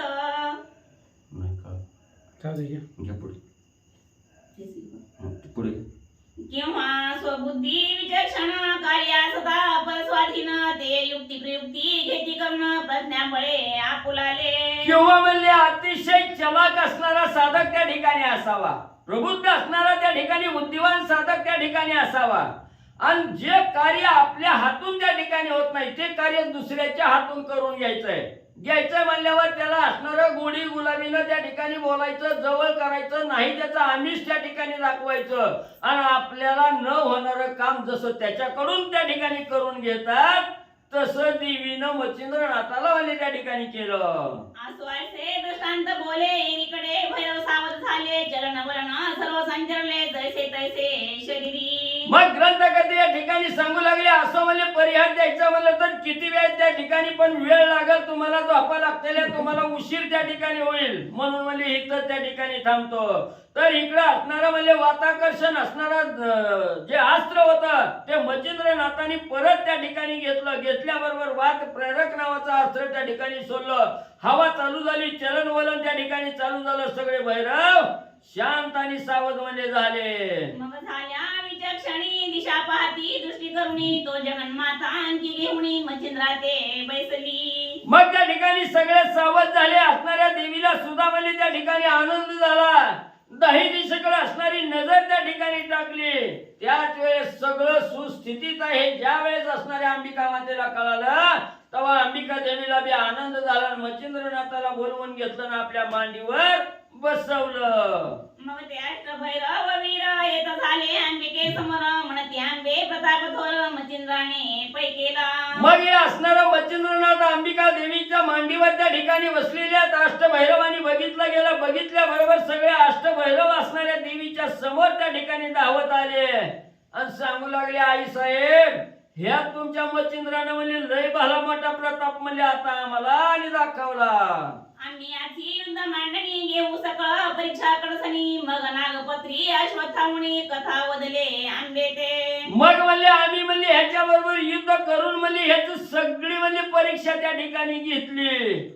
तवा असणाऱ्या त्या ठिकाणी सगळ्या असणाऱ्या देवीनं म्हणजे त्या ठिकाणी ह्या अष्टभैरवाला ज्या वेळेस असणाऱ्या म्हणजे नागपत्र अश्वत्थाच्या ठिकाणी म्हणजे सगळी दैवत ज्या वेळेस असणाऱ्या मच्छिंद्रनाथाने वर ओपून घेण्यासाठी बोलवलेली होती तिथपासूनची कथा आणि इथपर्यंतची सगळी अष्टभैरवाला सांगितली. नागाश्वत्थावा मुनी ऐकता गोष्टी माता म्हणे हा धन्य दुर्जटी मग मच्छिंद्रास म्हणे माझे दृष्टी प्रताप काही दाविका. मग या अष्टभैरवानी म्हणजे असणाऱ्या त्या ठिकाणी ही कथा सांगितली की ही मच्छिंद्र कोण आहे. मच्छिंद्रनाथाला कवा आम्ही भेटलो होतो ह्या नागपत्र अश्वत्थाच्या ठिकाणी म्हणजे ही साबरी विद्येचं कवित्व करत असताना आम्ही वरदान त्या ठिकाणी द्यायला गेलेलो होतो. त्यावेळेपासूनची कथा सगळी म्हणजे त्या ठिकाणी अंबिका देवीला अष्टभैरवानी त्या ठिकाणी सांगितली आणि असणाऱ्या देवीनं त्या ठिकाणी ऐकली तेव्हा देवीला काय त्या ठिकाणी वाटलं. जैसे पया माझी तोय शोषून घेत हंस पय देवी आता युद्ध संदेह काढून दावी चक्षुते. मग देवीला ज्या वेळेस अष्टभैरवानी प्रताप म्हणजे मच्छिंद्रनाथाचा त्या ठिकाणी सांगितला तेव्हा असणाऱ्या देवीनं मच्छिंद्रनाथाला बोलायला सुरुवात केली. मच्छिंद्र म्हणजे आता तुझ्या अंगी काय प्रताप आहे ही आता म्हणजे माझ्या दृष्टी समोर म्हणजे त्या ठिकाणी दाखव. कसं असणारा परिहार दाखल ग्रंथकर्ते त्या ठिकाणी सांगू लागले. जसं असणाऱ्या म्हणजे दुधामध्ये पाणी ओतल्याबरोबर असणारा हंस पक्षी जसं म्हणजे दूध बाजूला आणि पाणी बाजूला त्या ठिकाणी करतो तसं म्हणजे आता मच्छिंद्रनाथा माझ्या मनात तुमच्या प्रतापाविषयी युद्धाविषयी असणारा संदेह आहे संशय आहे. तो संशय म्हणजे मला बाजूला त्या ठिकाणी करा आणि तुमच्या अंगी काय प्रताप आहे ती मला म्हणजे आता दाखवा. यावरी बोले मच्छिंद्रनाथ कैसी दावू कोणत्या अर्थ माता म्हणे हा पर्वत आकाशाते मिरविका. मग असणारा भगवती देवीने सांगितलं मच्छिंद्रनाथा तुमच्या अंगी काय प्रताप आहे ते मला आता म्हणजे दाखवा. म्हणल्याबरोबर असणाऱ्या मच्छिंद्रनाथाने बोलायला सुरुवात केली. आई साहेब कुठली बी गोष्ट करून दाखवायची म्हणलं तर त्याला काहीतरी कारण म्हणजे त्या ठिकाणी लागतंय. आता तर म्हणजे इथं तुम्हाला कसा प्रताप म्हणजे दाखवायच्या टायमाला म्हणजे त्या चामुंडाला दाखविला असणाऱ्या अष्टभैरवाला त्या ठिकाणी दाखवला. मग आता तुम्हाला माझा प्रताप कसा म्हणून त्या ठिकाणी दाखवू. त्यावेळेस असणाऱ्या आई साहेबांनी सांगितलं मच्छिंद्र म्हणजे ही असणारा भला मोठा पर्वत आहे म्हणजे त्या ठिकाणी हा पर्वत म्हणजे आकाशात म्हणजे आदांतरी आणि त्या ठिकाणी म्हणजे फिरवून दाखव. मिरवेल परी जेतील तेत पुन्हा ठेवी मूर्तिमंत ऐसे ऐकता मच्छिंद्रनाथ करी कवळी भस्माते. मग म्हणजे त्या ठिकाणी ही असणारा पर्वत घे आणि आकाशात म्हणजे त्या ठिकाणी फिरवायचा आदांतरी त्या ठिकाणी करायचा आणि ती पर्वत म्हणजे परत म्हणजे जसा आहे तसा म्हणजे जागच्या जागेला आणि त्या ठिकाणी म्हणजे ठेवायचा. मग वायुवस्त्र फणी दैवत मंत्र जल्पे केले युक्त पर्वती फेकिता भस्म होत उदयवातची तो जो झाला. मग असं असणाऱ्या अंबिका देवीचं बोलणं म्हणजे त्या ठिकाणी मच्छिंद्रनाथाने ऐकलं गेलं. लगेच आपल्या असणाऱ्या झोळीत म्हणजे त्या ठिकाणी हात घातला भस्म चिमुटी बाहेर त्या ठिकाणी काढली. त्याच्यावर वायू अस्त्राचा मंत्र त्या ठिकाणी म्हटलं. त्याला असणारा फणी नावाचा दैवत त्या ठिकाणी जागृत केलं आणि तो असणारा भस्म चिमुट्या असणाऱ्या पर्वतावर म्हणजे त्या ठिकाणी फेकल्याबरोबर ते असणारा सगळा वारा म्हणजे श्री गणेशाय नमः श्री प्रभु रामचंद्राय नमः नवनाथ महाराज की जय. वात मौळी कुंद्र नंदन पर्वत मौळी शीघ्र वाहुन वात चक्री करी ब्रह्मन चंडरथ समान की. मग लगेच असणाऱ्या वायू अस्त्राचं प्रेरणा मच्छिंद्रनाथाने केलं आणि असणारा अस्त्र म्हणजे त्या पर्वतावर त्या ठिकाणी फेकल्याबरोबर असणारा त्या ठिकाणी वाऱ्याचा उगम त्या ठिकाणी झाल्याबरोबर असणारा त्या ठिकाणी डोक्यावर पर्वत घेतला मच्छिंद्रनाथाने आणि तो पर्वत त्या वाऱ्यानं त्या वातास्त्र मंत्रामुळे असणाऱ्या हवेत म्हणजे गरगरा आणि त्या ठिकाणी फिरू लागला. त्या ते उलतावया शक्ती आंबा पाहिले आपले चित्ती परिशेष मौळीची वर्त माती दृढाचे ढळेना. मग पुन्हा असणाऱ्या देवीनं त्याची परीक्षा मच्छिंद्रनाथाची त्या ठिकाणी घ्यायची. म्हणून म्हणजे तो पर्वत म्हणजे उलटून खाली त्या ठिकाणी पडतो का काय हे बघायचं होतं. म्हणून बघितलं गेलं. पण म्हणजे असणारा पर्वत हा पर्वत असणाऱ्या डोक्यावर म्हणजे तसाच म्हणजे त्या ठिकाणी फिरतोय. थोडा सुद्धा त्या ठिकाणी ढळत नाही, खाली पडत त्या ठिकाणी नाही. ही देवीनं आणि बघितलं गेलं. नागमणी म्हणे हा धन्यनाथ जेणे ऐके केले पर्वत वात शत्रू समय ऐके चित्त मिरविल्याई हे धन्य.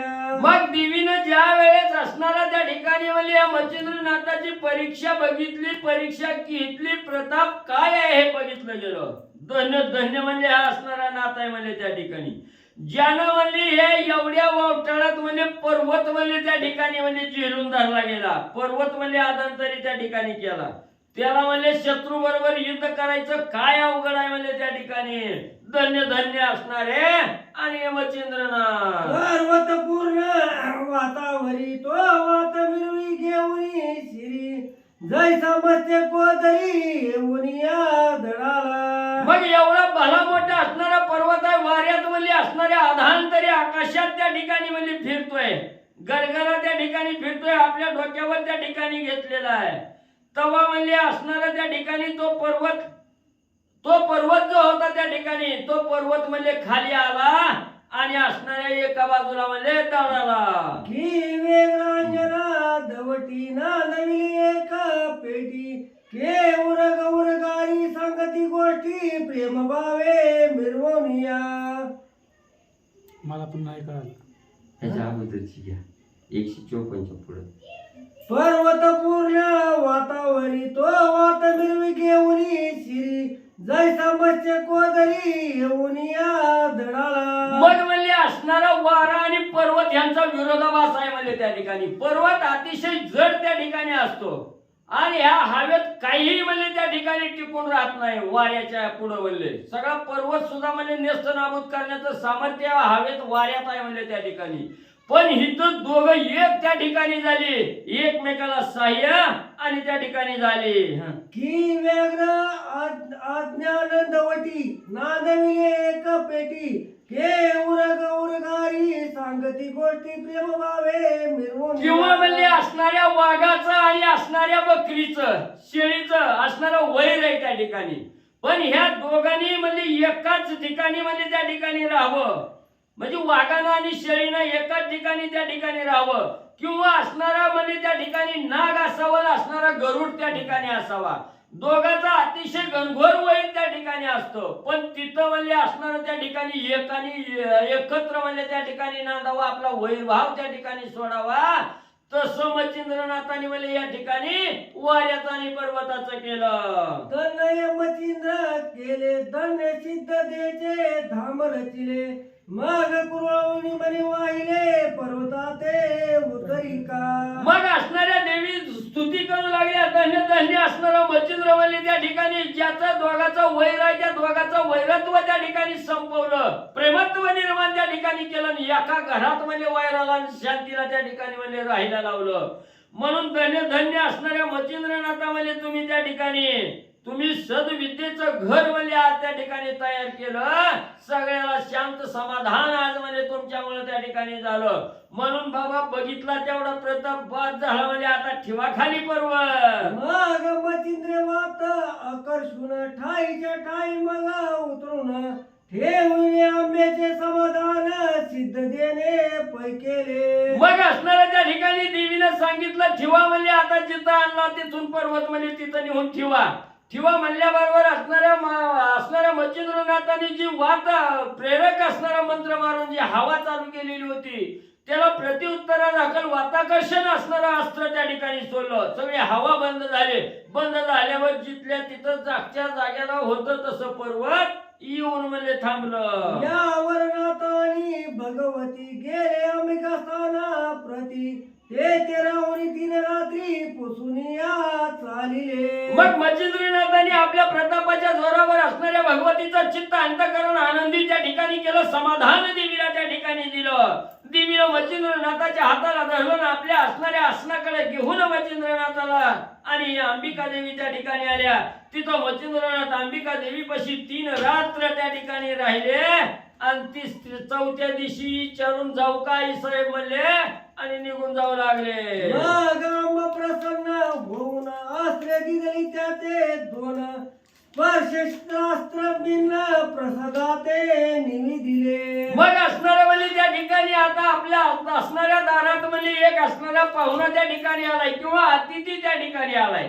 मग आपल्या दारातून जातो म्हणून जाऊ लागल्यानंतर त्याच्या मनाला समाधान होईल तसं असणारं त्याचं आदरातिथ्य त्या ठिकाणी करावं, वाटतं त्या ठिकाणी लावावं. म्हणून देवीनं असणाऱ्या मच्छिंद्रनाथाच्या हाताला धरलं, थांबवलं आणि मच्छिंद्रनाथाला जात असताना त्या ठिकाणी 2 अस्त्र त्या ठिकाणी दिलं. एक सर्पास्त्र दिलं आणि सर्पास्त्राला भिन्न विरुद्ध असणारं अस्त्र त्या ठिकाणी गरुड अस्त्र आहे. ही दोन्ही अस्त्र अंबिका देवीनं मच्छिंद्रनाथाला स्वाधीन म्हणजे केली. आईचा प्रसाद घेऊन निघता झाला मातेची नमुना 12 मल्हाराचा मार्ग धरून जाता झाला तो नाथ. मग मच्छिंद्रनाथ अंबिका देवी पासून निघाल्या बरोबर असणारं स्पर्शास्त्र आणि असणार सर्पास्त्र आणि असणारं गरुडास्त्र ही 2 अस्त्र मच्छिंद्रनाथाला प्रसाद म्हणून त्या ठिकाणी दिली. मच्छिंद्रनाथ प्रसाद मिळाला म्हणून खुश त्या ठिकाणी झाले आणि आनंदानं आई साहेबाचं दर्शन त्या ठिकाणी घेतलं, चरण वंदन केलं आणि 12 मल्हाराचा मार्ग धरून तीर्थयात्रा करण्यासाठी मच्छिंद्रनाथ निघाले. पुढे 12 मल्हाराचे कथन श्रोतिया सांगे धुंडी नंदन नरहरी मालू नावदी बाल नागा माझी मिरवे तो. मग असणाऱ्या त्या ठिकाणी ग्रंथकर्तेस मालू महाराज सांगतायत, सद्गुरूच्या कृपेनं तुम्हाला उद्याच्या अध्यायाच्या ठिकाणी मी 12 मल्हाराचं असणारं जे तीर्थयात्रा असणारे मच्छिंद्रनाथ त्या ठिकाणी करतायत. ही कथन माझे वडील असणारे धुंडी महाराज आहेत आणि या धुंडी महाराजाचा असणारा मुलगा मी असणारा मालू महाराज आहे. माझ्या सद्गुरू नरहरी महाराज आहेत. यांच्या कृपेनं तुमच्या समोर त्या ठिकाणी म्हणले आणि सांगतो. स्वस्ती श्री भक्ती कथा सार समत गोरक्ष कावे किमयागार सदा परिशोध भाविक चतुर चौथाध्याय घोड श्री कृष्णार्पणमस्तु शुभम भवतु पुंडलिकावर्त्याय विठ्ठल श्री ज्ञानदेव तुकाराम पंढरीनाथ भगवान की जय.